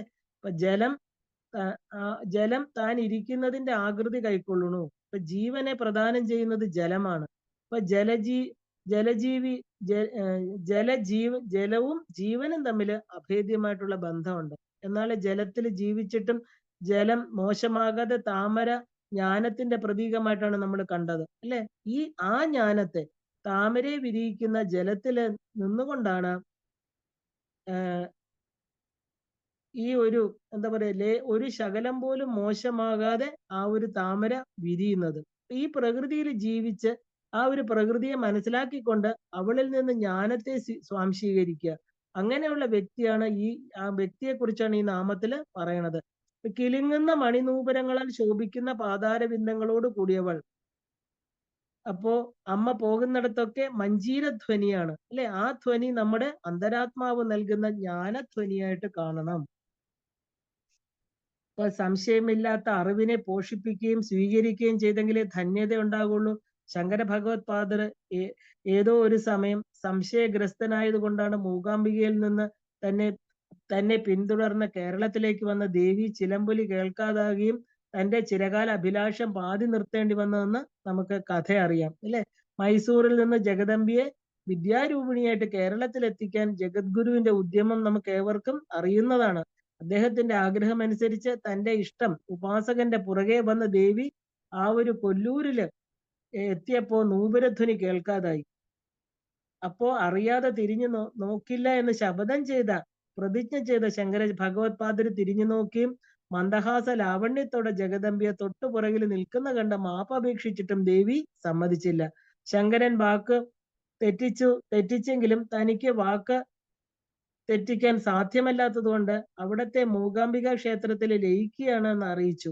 ശങ്കരൻ അമ്മേ പൊറുക്കണേ എന്ന് വാവിട്ട് കരഞ്ഞു. കരുണാമയിയായ ദേവി തന്റെ വാക്ക് തെറ്റിക്കാതെ രമ്യമായി ഉള്ള പരിഹാരം ഉണ്ടാക്കി. കേരളത്തിലെ ചോറ്റാനിക്കരയിലെ വിദ്യാരൂപിണിയായിട്ട് അതിരാവിലെ തന്റെ സാന്നിധ്യം അറിയിക്കുമെന്നും അത് കഴിഞ്ഞ് വെളുപ്പിന് 5 മണിക്ക് കൊല്ലൂർ ക്ഷേത്രം തുറക്കുകയുള്ളൂ എന്നും പറഞ്ഞു. അങ്ങനെ ശങ്കരാചാര്യരെ താൻ കണ്ട രീതിയിലുള്ള ദേവീ സ്വരൂപത്തെ മൂകാംബികയില് സ്വയംഭൂലിംഗത്തില് പ്രതിഷ്ഠിച്ചിരിക്കുന്നത് നമുക്ക് ഇന്നും കാണാം, ഇല്ലേ? അത് മറച്ചിരിക്കുകയാണ് അവിടെ. പിന്നീട് അദ്ദേഹം നിർദ്ദേശിച്ച പൂജാവിധികളാണ് ഇന്നും പിന്തുടരുന്നത്. അവിടെ വാത്സല്യനിധിയായിരിക്കുന്ന ഒരു മാതാവിനെയാണ് നമ്മൾ ദർശിക്കുന്നത്. ഇപ്പൊ കൊല്ലൂരിലെ മൂകാംബിക ക്ഷേത്രം ആ ഒരു മൂകാസുരനായിരിക്കുന്ന ആ ഒരു മഹാസുരനെ നിഗ്രഹിച്ചപ്പോ അദ്ദേഹത്തിനുള്ള അനുഗ്രഹമായിട്ട് ഉണ്ടായതാണ്, അതും വിദ്യാമൂർത്തിയായിട്ട്. എന്നാൽ ശങ്കരാചാര്യ സ്വാമികളുടെ കൂടെ പോകുന്ന ദേവി തന്റെ വഴിയിലെ പാതയില് ദൃഷ്ടി പതിയുന്ന വിദ്യാ ചൈതന്യങ്ങളെയൊക്കെ അമ്മയിൽ ചേർത്തിരുന്നു. കൂട്ടത്തിലെ മൂകാംബികയിലെ ആ ഒരു വിദ്യാ ചൈതന്യവും ചോർന്നു പോയിരുന്നു. ഇപ്പൊ ശങ്കരന്റെ കൂടെ കേരളത്തിൽ പോയാല് ആ ഒരു മൂകാസുരന് കൊടുത്ത വരം പാഴായി പോകും, അല്ലെ? ഇപ്പൊ ശങ്കരന് വിഷമം വരാതെ ആ ആദിമാതാവ് കണ്ട രമ്യമായ പരിഹാരമാണിത്. മക്കളെ സ്നേഹിക്കുന്ന അമ്മമാര് തന്റെ മക്കളുടെ പ്രശ്നം രമ്യമായിട്ട് പരിഹരിക്കുന്ന പോലെയാണ് ഈ ജഗദംബിക ഇപ്പൊ പ്രവർത്തിച്ചത്. നമുക്ക് അമ്മ കാണിച്ചു തരുന്നതാണിത്, അല്ലെ? ഇപ്പൊ മണിച്ചിലമ്പ് ചാർത്തി മനോഹരമായിരിക്കുന്ന അമ്മയുടെ പാദങ്ങള് തന്റെ മക്കൾക്ക് എന്നും ആശ്വാസവും ആനന്ദവുമാണ്. അറിവാണ് അമ്മയുടെ മഹാത്മ്യം, അല്ലെ? അറിവെന്നത് എന്താ? മഹാലക്ഷ്മിയും സരസ്വതിയും ചേർന്നതാണ്. ധനം, ഐശ്വര്യം, ഇതെല്ലാം ശ്രീ എന്ന് പറയുന്ന നാമത്തിന്റെ ഉദാരതയാണ്. ഉദാരമതിയായിരിക്കുന്ന ശ്രീയെ തരുന്നത് പരാശക്തിയായിരിക്കുന്ന അമ്മയാണ്. മഹത്വത്തിലൂടെ നേടിയെടുക്കുന്ന ശ്രീയാണ് നൂപുരധ്വനി എന്ന് നമ്മൾക്ക് കാണാം. ദേവിയുടെ ആ ഒരു പ്രകാശ വിമർശ തത്വങ്ങൾ ഇവിടെ സൂചിപ്പിക്കുന്നു. അപ്പൊ നാമം ഈ 39 മുതൽ 47 വരെ ശക്തി കൂടെ വർണ്ണനയാണ് നമ്മൾ കണ്ടത്, അല്ലെ? പഞ്ചദശി മന്ത്രത്തിന്റെ. അപ്പോ ഈ 2 വിഭാഗങ്ങൾ, അതായത് 31 മുതൽ 41 വരെ പ്രകാശവും 42 മുതൽ 47 വരെ വിമർശവും, അതായത് അറിവും അനുഭവമാണെന്ന് പറയാം. ശക്തികൂടത്തിലെ കർമ്മശക്തി, അതിനാണ് പ്രാധാന്യം. അപ്പൊ കർമ്മത്തിലൂടെ അനുഭവത്തിൽ കൊണ്ടുവരിക എന്നാണ് ജ്ഞാനത്തിലൂടെ എങ്ങനെ നമുക്ക് കണ്ടെത്താം എന്ന് ആലങ്കാരികമായിട്ട് പറയണത്. അപ്പൊ നാമത്തിന്റെ ലക്ഷ്യം എന്താണെന്ന് ചോദിച്ചാൽ ജ്ഞാനസന്ധാനമാണ്. കാരണം നമ്മളെ ജ്ഞാനം എന്ന് പറയുന്നത് നമ്മുടെ കർമ്മങ്ങളിലൂടെ നമ്മൾ നേടിയെടുക്കണം. പഞ്ചദശാക്ഷരി മന്ത്രം എന്താണ്? ആത്മവിദ്യ, അല്ലെ? ആത്മവിദ്യ, മഹാവിദ്യ, ശ്രീവിദ്യ, ഇത് മൂന്നും ഒന്ന് തന്നെയാണ്. ആത്മാവിനെ അറിയുക, ആത്മാവ് പുറത്തു തെരഞ്ഞു നടക്കുന്ന ഓരോ മനുഷ്യനും അവന്റെ ഉള്ളിലാണ് ദേവി കുടികൊള്ളുന്നതെന്ന് അറിയുന്നത് തന്നെയാണ് ശ്രീവിദ്യാ മന്ത്രത്തിന്റെ ആ ഒരു ലക്ഷ്യാർത്ഥം അല്ലെങ്കിൽ വാച്യാർത്ഥം. ഏത് വേണമെങ്കിലും നമുക്ക് പറയാം. അപ്പൊ ഇവിടെ നമുക്ക് ദേവിയുടെ ആ പാദങ്ങൾ വരെ ദേവിയുടെ ആ സ്ഥൂലമായിരിക്കുന്ന വർണ്ണന പൂർത്തീകരിക്കുകയാണ്. അപ്പൊ ഇനിയുള്ള നാമങ്ങളിലൂടെ നമ്മൾ വീണ്ടും ദേവിയുടെ ഗമനം, ദേവി എങ്ങനെയാണ് നടക്കുന്നത്, അല്ലെ, ദേവി എവിടെയാണ് ഇരിക്കുന്നത്, ഇതെല്ലാം അറിയാൻ പോവുകയാണ്. അടുത്ത 47-ാമത്തെ നാമം, ഇത് നമ്മൾ ആദ്യത്തെ അധ്യായം മാതൃ അവതാരം 54 നാമങ്ങളാണ്. അപ്പൊ 47-ാമത്തെ നാമം മരാളി മന്ദഗമന. മരാളി മന്ദഗമന. മരാളി എന്ന് പറഞ്ഞാൽ അരയന്നപ്പിട, ഗമന എന്ന് പറഞ്ഞാൽ നടക്കുന്നവൾ, അരയന്നപ്പിട പോലെ മന്ദമായിട്ട് നടക്കുന്നവൾ. അപ്പോ മരാളി പെണ്ണരയന്നം, ഇല്ലേ? മരാളി എന്ന് പറഞ്ഞാല് ഹംസത്തെ പോലെ സ്ത്രീകൾക്ക് മന്ദഗമനം സൗന്ദര്യ സൂചകമായിട്ടാണ് പറയുന്നത്. ചിദഗ്നികുണ്ഡത്തിൽ നിന്ന് ഉയർന്ന് തങ്ങളെ നോക്കി നടന്നു വരുന്ന ദേവിയുടെ ഹംസഗമനം കണ്ട് ദേവന്മാർ അത്ഭുതപ്പെട്ടു. അപ്പോ അരയ്ക്ക് കീഴെ ദേവീ ശരീരം 4 അക്ഷരമുള്ള ശക്തികൂട സ്വരൂപമാണ് മന്ത്രത്തിന്റെ. അപ്പോ മരാളി മന്ദഗമനമാക്കുന്നവൾ. മരാളം എന്ന് പറഞ്ഞാല് പെണ്ണരയന്നം, ഗമനം എന്ന് പറഞ്ഞാൽ ചലിക്കുന്നത്. അപ്പൊ അരയന്നത്തെ പോലും മന്ദമാക്കുന്ന നടത്തമുള്ളവൾ, അല്ലെ, മൃദുവെങ്കിലും ഋജുവായിട്ട് ചലിക്കുന്നവൾ. ലക്ഷ്യത്തിലെത്താൻ അല്പം കാലതാമസം എടുത്താലും നേർരേഖയിലാണ് ആ വ്യക്തി ചലിക്കുന്നത് എന്ന് കാണാം, അല്ലെ. അറിവാണ് ലക്ഷ്യമെങ്കിൽ കൂടെ വളഞ്ഞ ഒരു വഴിയും സ്വീകരിക്കുന്നില്ല, അല്ലെ. അറിവിനുണ്ട് വളഞ്ഞ വഴികളും നേർവഴിയും. കാരണം മനുഷ്യ ജീവിതത്തില് നേർവഴി മാത്രമാണ് ശാശ്വതമായിട്ടുള്ളതെന്ന് അറിയാമെങ്കിലും ചില അറിവുകള് അനുഭവത്തിൽ വരാതെ മറഞ്ഞു പോയേക്കാം. അപ്പൊ അതിലൂടെ അതിലേക്കുള്ള ഓർമ്മപ്പെടുത്തലായിട്ടാണ് ഈ നാമത്തെ നമുക്ക് എടുക്കാം. അതുകൊണ്ട് തന്നെ കുറച്ച് കാലതാമസം എടുത്താലും ക്ഷമയോടെയുള്ള സമീപനവും കാത്തിരിപ്പും വ്യക്തിയെ ഉന്നതിയിലേക്ക് എത്തിക്കും, അല്ലെ. നമ്മൾ സാധാരണ പറയാറുണ്ട്, തല്ലിപ്പഴുപ്പിച്ച പഴത്തേക്കാൾ സ്വാഭാവികമായിട്ട് പഴുത്ത പഴത്തിനാണ് രുചി ഉണ്ടാവുക എന്ന്. അപ്പൊ അമ്മ എന്ന ശക്തിയെ നോക്കുമ്പോൾ അരയന്നപ്പിട പോലെ മന്ദമായിട്ട് സഞ്ചരിക്കുന്നവളെന്ന് വാച്യാർത്ഥം. അപ്പൊ അരയന്നത്തെക്കാൾ ഭംഗിയുള്ള പക്ഷികൾ ഉണ്ടെങ്കിലും അരയന്നത്തെ തന്നെയാണ് എടുക്കുന്നതിന് പ്രധാന കാരണം അരയന്നത്തിന്റെ നിരീക്ഷണമാണ്, അല്ലെ. തന്റെ ചുറ്റുപാടുകളെ നിരീക്ഷിച്ച് വളരെ കരുതലോടുകൂടിയാണ് അരയന്നം സഞ്ചരിക്കുന്നത്. നമ്മൾ ശ്രദ്ധിച്ചു നോക്കിയാൽ കാണാം, പറക്കാൻ തുടങ്ങുന്നതിന് മുമ്പ് തന്റെ വിശാലമായ ചിറകുകൾ കൊണ്ട് ജല ഉപരിതലത്തിൽ നീന്തി തുടിച്ചിട്ടാണ് അത് പറക്കുന്നത്. ഇത് അരയന്നത്തിന്റെ മാത്രം പ്രത്യേകതയാണ്. അപ്പൊ തന്റെ ആ ഒരു തുലനാവസ്ഥയ്ക്ക് വേണ്ടിയിട്ടാണ് ഇത്. തന്റെ ലക്ഷ്യത്തിന് തുലനാവസ്ഥ വേണമെന്ന ഉദ്ദേശത്തോടു കൂടിയാണ് ഇങ്ങനെ ചെയ്യുന്നത്. നമുക്ക് വിമാനയാത്രയിൽ ശ്രദ്ധിച്ചാൽ അറിയാം, ആ ഒരു ലെവൽ ഗ്രൗണ്ടിലൂടെ കുറെ ദൂരം ഓടിയതിനു ശേഷമാണ് ആകാശത്തേക്ക് വിമാനം പറന്നുയരുന്നത്. ഇനി നമ്മുടെ ശ്വാസനിശ്വാസങ്ങളെ നിരീക്ഷിക്കുകയാണെങ്കിൽ ശ്വാസത്തെ നമ്മുടെ സംസ്കൃതിയിലെ ഹംസമന്ത്രമായിട്ടാണ് പറയണത്. നമ്മുടെ ശക്തികൂടത്തിന്റെ അവസാനത്തിലാണ് നിൽക്കുന്നത്. അപ്പൊ ശക്തിക്കായിട്ട് നമ്മുടെ ഉള്ളില് അത്യന്താപേക്ഷിതമായത് ശ്വാസമാണ്, അല്ലെ. അപ്പൊ ഹംസത്തിലൂടെ സഞ്ചരിക്കുന്ന സൃഷ്ടി. ശ്രീമദ് സിംഹാസനേശ്വരി എന്ന നാമത്തിലും സിംഹം ഹംസമന്ത്രമാണ് എന്ന് മനസ്സിലാക്കിയിട്ടുണ്ടായിരുന്നു, അല്ലെ. അരയന്നം വാഹനമാണ്. നമ്മുടെ ബ്രഹ്മദേവൻ സൃഷ്ടികളെ നടത്തുന്നത്. അരയന്നമാണ് ഭഗവാന്റെ ആ ഒരു വാഹനം. മരാളത്തെ പോലെ മന്ദഗമനമാണ് ശ്വാസം ജീവികളില്. എല്ലാ ജീവികളിലും അത് വന്നു പോവുകയാണ്, അല്ലെ. ആ ജീവികൾ പോലും അറിയാതെ അജപ ഗായത്രിയാണ് ജപിച്ചുകൊണ്ടിരിക്കുന്നത്. ഇത് മനുഷ്യനില് പ്രത്യേകമായിട്ട് മനുഷ്യനില് ഹംസ സോഹം എന്നുള്ള മന്ത്രം, ഇതിനെയാണ് നമ്മൾ അജപ ഗായത്രി എന്ന് പറയുന്നത്. അങ്ങനെ ശ്വാസശക്തിയായിരിക്കുന്ന പ്രാണനായിട്ട് എല്ലാവരിലും വർത്തിക്കുന്ന മഹാശക്തി മരാളി മന്ദഗമനയാണ്. ഇനി മന്ദഗമനം എന്ന് പറയുന്നത് മന്ദനായിരിക്കുന്ന ഗൃഹത്തെ, അതായത് ശനിഗ്രഹത്തെ ഒക്കെ നമുക്ക് ആ ഒരു മന്ദഗാമിയാക്കുകയാണ് ദേവി എന്ന് പറയാം. അപ്പൊ ദേവി ഭക്തി ഉള്ളിലുള്ളിടത്തോളം കാലം അവര് പതുക്കെ യാത്ര ചെയ്യുന്നുള്ളൂ എന്ന് സാരം. ഉജ്ജ്വലയായിരിക്കുന്ന ദേവിയുടെ ശോഭ കൊണ്ട് ഭക്തിയാവുന്ന ആ ഒരു കൗതുകത്തിലും രാജഹംസങ്ങൾ പോലും മന്ദരായിട്ട് തീരുന്നു. നേർവഴിക്ക് നയിക്കാനാവണം ദേവിയുടെ അനുഗ്രഹങ്ങൾ നമ്മൾ നേടേണ്ടത്, അല്ലെ. അടുത്തത് 48-ാമത്തെ നാമം മഹാലാവണ്യ ശേവധി. അപ്പോ മഹാലാവണ്യ പ്ലസ് ശേവധി. ഇപ്പൊ യോഗികൾക്ക് മാത്രം ദർശനം കൊടുക്കുന്നവൾ എന്നൊരർത്ഥം നമുക്ക് ഇതിനെ എടുക്കാം. ലാവണ്യം, അല്ലെ, സൗന്ദര്യം. ശേവധി എന്ന് പറഞ്ഞാൽ നിധി, അമൂല്യമായിരിക്കുന്ന അഴകിന്റെ നിധിയായവൾ. ശ്രീപദാംബുജ എന്നതുവരെ ദേവിയുടെ കേശാദിപാത വർണ്ണനയാണെന്ന് നമ്മൾ കണ്ടു. അപ്പൊ പരബ്രഹ്മത്തിന്റെ ആ ഒരു പരബ്രഹ്മത്തിനെ ഒരു രൂപത്തിൽ ഒതുക്കുക എന്ന് പറഞ്ഞാൽ സാധ്യമല്ല, അല്ലെ? എല്ലായിടത്തും നിറഞ്ഞു നിൽക്കുന്നതാണ് ആ പരാശക്തി. അപ്പൊ എന്നാല് ചില രൂപങ്ങൾക്ക് ദിവ്യമായിട്ടുള്ള ഒരു സവിശേഷതയുണ്ട്. സ്മരണ കൊണ്ട് ആന്തരിക ശുദ്ധി വരിക, ശ്രദ്ധ ആ രൂപത്തിൽ തന്നെ നിൽക്കുക, പ്രാണോർജം പ്രസരിക്കുക, യോഗികൾക്ക് കിട്ടിയ ദർശനത്തെ വിവരിക്കുക ഇത്യാദിയാണ് ഇവയെല്ലാം തന്നെ. ഇതെല്ലാം ഒത്തുചേരുന്ന ഒരു രൂപമാണ് ഇവിടെ ഇപ്പൊ നമ്മൾ വർണ്ണിച്ചുകൊണ്ടിരിക്കുന്നത്. ഇവിടെ വർണ്ണിച്ച രൂപം ചിന്തിച്ചാല് അകവും പുറവും ശുദ്ധമാകും. അപ്പൊ ധ്യാന സമയത്ത് ഈ രൂപം സങ്കല്പിച്ച ധ്യാനം എളുപ്പമാകും. കാരണം നമ്മുടെ മനസ്സിനെ പിടിച്ചു നിർത്താൻ ദേവിയുടെ ഓരോ ശരീരത്തിന്റെ അവയവങ്ങളില് മനസ്സ് കൊണ്ട് നിർത്തിയാൽ എന്താ, ആ ശ്രദ്ധ രൂപത്തിൽ നിൽക്കും, ഇല്ലേ? ഈ രൂപം ചിന്തിച്ചാല് പ്രാണ ഊർജം പ്രസരിക്കാൻ തുടങ്ങും. യോഗികൾക്ക് കിട്ടിയ ദർശനമാണ് ഈ രൂപം എന്ന് പറയുന്നു. അപ്പൊ മഹാലാവണ്യ ശേവധി എന്ന് പറഞ്ഞാല് ആ ഒരു സർവാതിശയം, അതായത് ആ ഒരു എന്താ പറയാ, എല്ലാ അംഗങ്ങളും കൂടി ചേർന്ന് ഒരുപോലെ ഇരിക്കുന്ന ആ ഒരു സർവാതിശയ ഇട്ടിരിക്കുന്ന സൗന്ദര്യം. ശേവധി എന്ന് പറഞ്ഞാല് നിധി അല്ലെങ്കിൽ ഭണ്ഡാരം, അഴകിന്റെ ഭണ്ഡാരം. അതിനാൽ അവൾ ത്രിപുര സുന്ദരി, അല്ലെ? 3 പുരങ്ങളിലും ജാഗ്രത, സ്വപ്നം, സുഷുപ്തി, 3 എന്ന് പറഞ്ഞാൽ നമുക്ക് ഒരുപാട് കാര്യങ്ങള്. ത്രികോണമധ്യക, ത്രികോണത്തിന്റെ ഉള്ളിൽ ഇരിക്കണവൾ.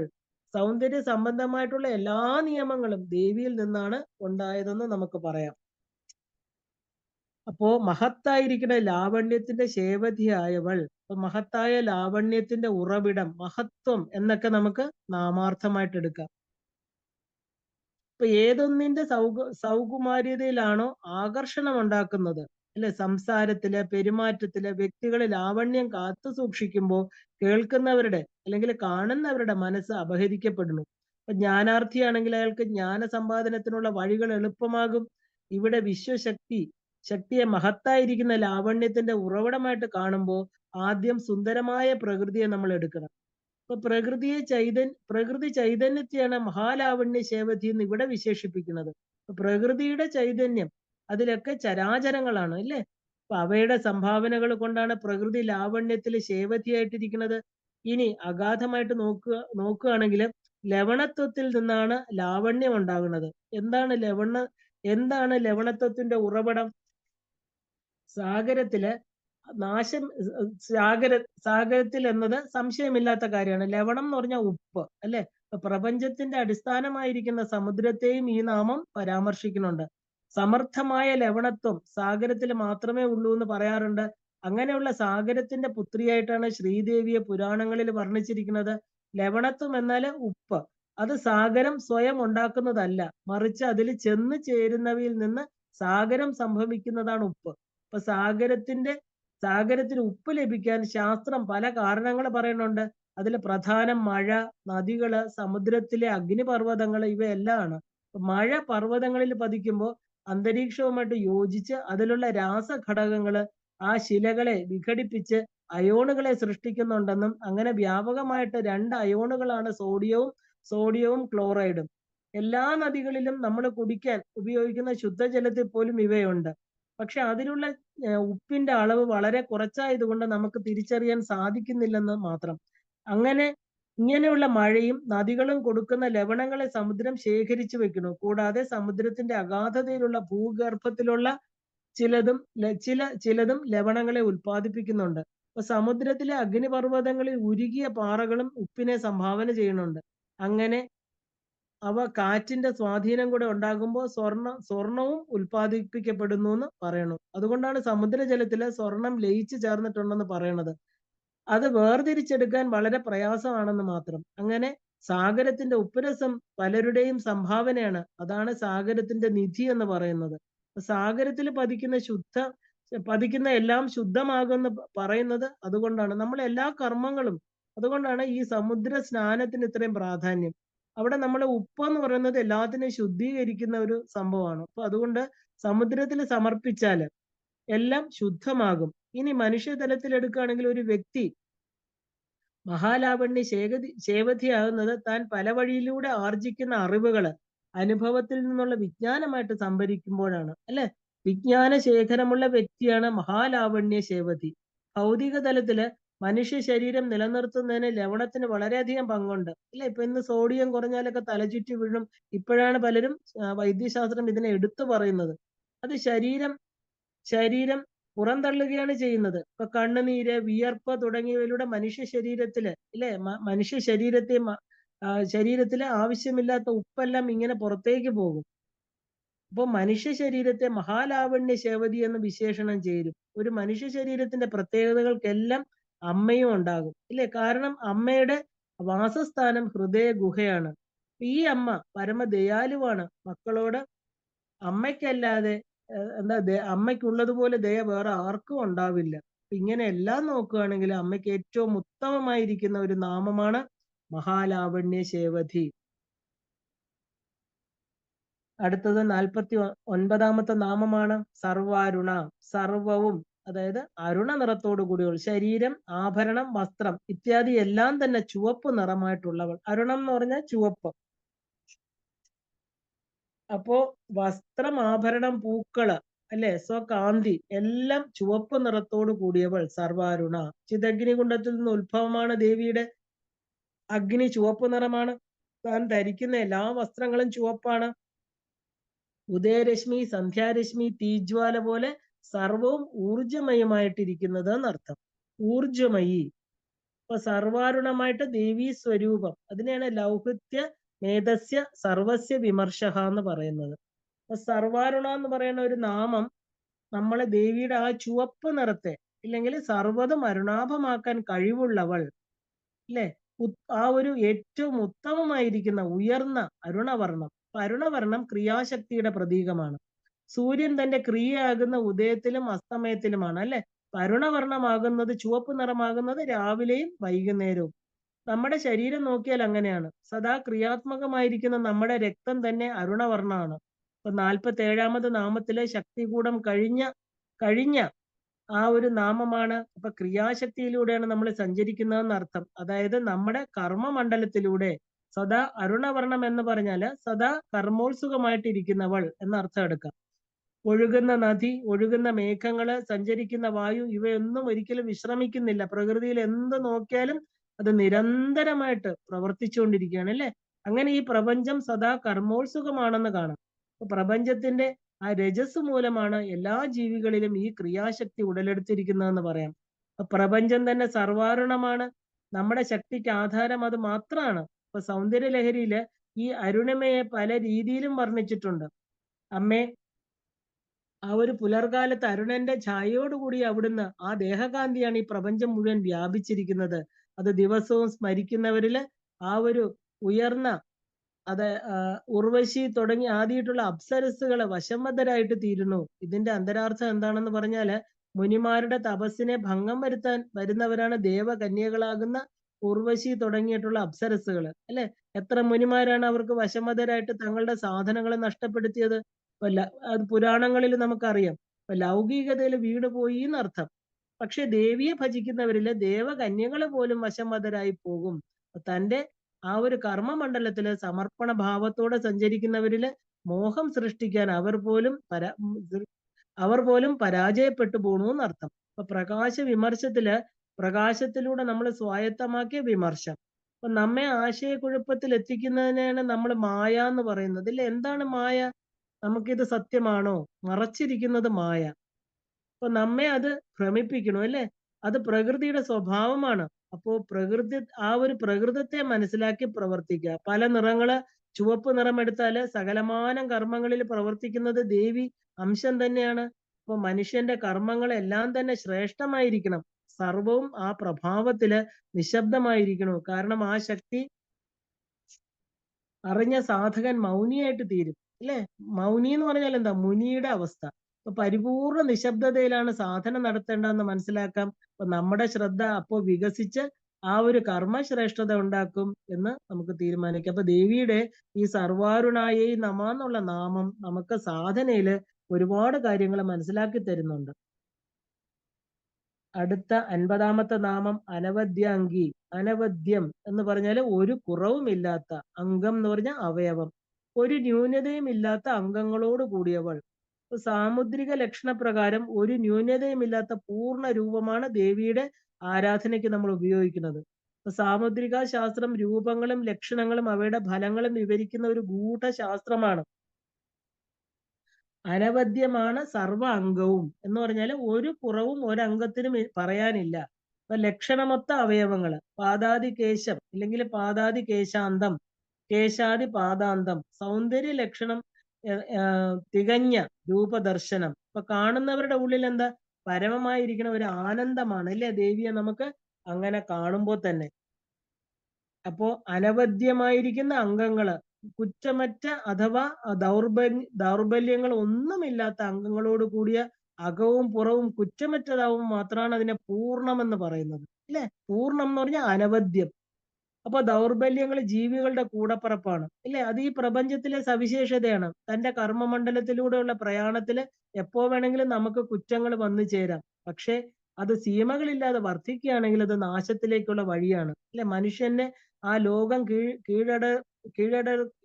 കീഴടക്കിയവർക്ക് പോലും തോറ്റുപോകുന്നത് നമ്മളെ ദൗർബല്യങ്ങൾ വെച്ചിട്ടാണ് അല്ലെ. നമുക്ക് അങ്ങനെ പല പല കാര്യങ്ങൾ, പല ഉന്നത നേതാക്കന്മാരുടെ ഇല്ലെ, വലിയ ഭക്തരുടെ, ശ്രേഷ്ഠരായിരിക്കുന്നവരുടെയൊക്കെ നമുക്ക് ദൗർബല്യങ്ങളിലാണ് അവർ പതിച്ചു പോകുന്നത്. രാവണൻ ഇത്രയും ഉയർന്ന ഒരു ഭക്തനാണ്, ശിവഭക്തനാണ്. അദ്ദേഹത്തിന്റെ ദൗർബല്യം അല്ലെ, സ്ത്രീ വിഷയം, സീതയെ കടത്തിക്കൊണ്ടുവന്നു. ആ ദൗർബല്യത്തിൽ അദ്ദേഹത്തിന് മരണം വരിക്കേണ്ടി വരികയാണ്.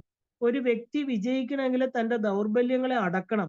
ആ തന്റെ മനോനിയന്ത്രണം, പ്രായോഗിക ബുദ്ധി ഇവ ഉപയോഗിച്ച് ദൗർബല്യങ്ങളെ അനായാസം നിയന്ത്രിക്കാൻ സാധിക്കും. ഇപ്പൊ മനസ്സിൻ നിയന്ത്രണത്തിലാകുമ്പോൾ തന്നെ മറ്റ് ഇന്ദ്രിയങ്ങള് ഉണർന്ന് പ്രവർത്തിക്കും. ഇപ്പൊ എല്ലാ സാധനങ്ങളും നിഷ്ഠകളും എല്ലാം തന്നെ മനസ്സിനെ നിയന്ത്രണത്തിലാക്കാനാണ് അല്ലെ. അപ്പൊ തന്റെ ജ്ഞാനത്തിൽ ശങ്കയില്ലാത്ത അംഗങ്ങളോട് കൂടിയവൾ എന്ന് നമുക്കിതിന് അർത്ഥം എടുക്കാം. തന്റെ കഴിവിലുള്ള വിശ്വാസമാണ് എല്ലാ ഭയങ്ങളെയും ഇല്ലാതാക്കുന്നത്. ഇപ്പൊ ശങ്കാമുക്തരാകുമ്പോൾ ഒരു വ്യക്തിക്ക് കർമ്മങ്ങൾ ശ്രേഷ്ഠമാകും. ചിതഗ്നികുണ്ഡത്തിൽ നിന്ന് ആവിർഭൂതയായിരിക്കുന്ന ശക്തി എല്ലാവിധ ശങ്കകളിൽ നിന്നും മുക്തമാക്കി സാധനാപഥം ഉജ്ജ്വലമാക്കി തീർക്കണു. അപ്പൊ ആ ഒരു നിർഗുണ സഗുണ ബ്രഹ്മത്തിന്റെ ആ ഒരു സഗുണ ഭാവമാണ് നമ്മളിപ്പോ കണ്ടുകൊണ്ടിരിക്കുന്നത്. എല്ലാ അർത്ഥത്തിലും കുറ്റമറ്റതായ അവയവങ്ങളോട് കൂടിയ പരിപൂർണയായിരിക്കുന്ന ദേവി. ആ ശക്തിക്ക് മാത്രമേ പൂർണ്ണത തേടുന്ന സാധകനെ തുണയ്ക്കാൻ സാധിക്കുള്ളൂ എന്നർത്ഥം. അമ്മയുടെ ഓരോ അംഗവും അംശവും വിശേഷപ്പെട്ടതാണ്. ഓരോ അവതാരത്തിന്റെ പിന്നിലെ കഥകള്, തത്വങ്ങള്, ഭാവനകള് എല്ലാം തന്നെ വളരെ ഗഹനമാണ്. ഇതെല്ലാം പറയപ്പെടേണ്ടവൾ അല്ലെ. അതുകൊണ്ട് തന്നെ ഭക്തർക്ക് മുക്തി നൽകുന്നവൾ. ഈ നാമം ആ ഒരു നമ്മില് പരിപൂർണത ഉണ്ടാകട്ടെ. ഈ ഒരു നാമം അനവദ്യാംഗിയെ നമ.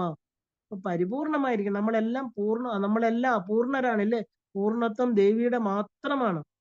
കാരണം ശരീരം പോലും നമുക്ക് പൂർണ്ണമല്ല. ശരീരം ഇവിടെ ഉപേക്ഷിക്കേണ്ടതാണ്. അപ്പൊ പൂർണ്ണമായിരിക്കുന്ന ആ തത്വം നമ്മുടെ ഉള്ളിലിരിക്കുന്ന ഭഗവതിയാണ് എന്നർത്ഥം. അടുത്തത് 51-ാമത്തെ നാമം സർവാഭരണ ഭൂഷിത. അപ്പൊ ദേവിയുടെ ശരീരം മുഴുവൻ സ്ഥൂല വർണ്ണന നമ്മൾ കണ്ടു.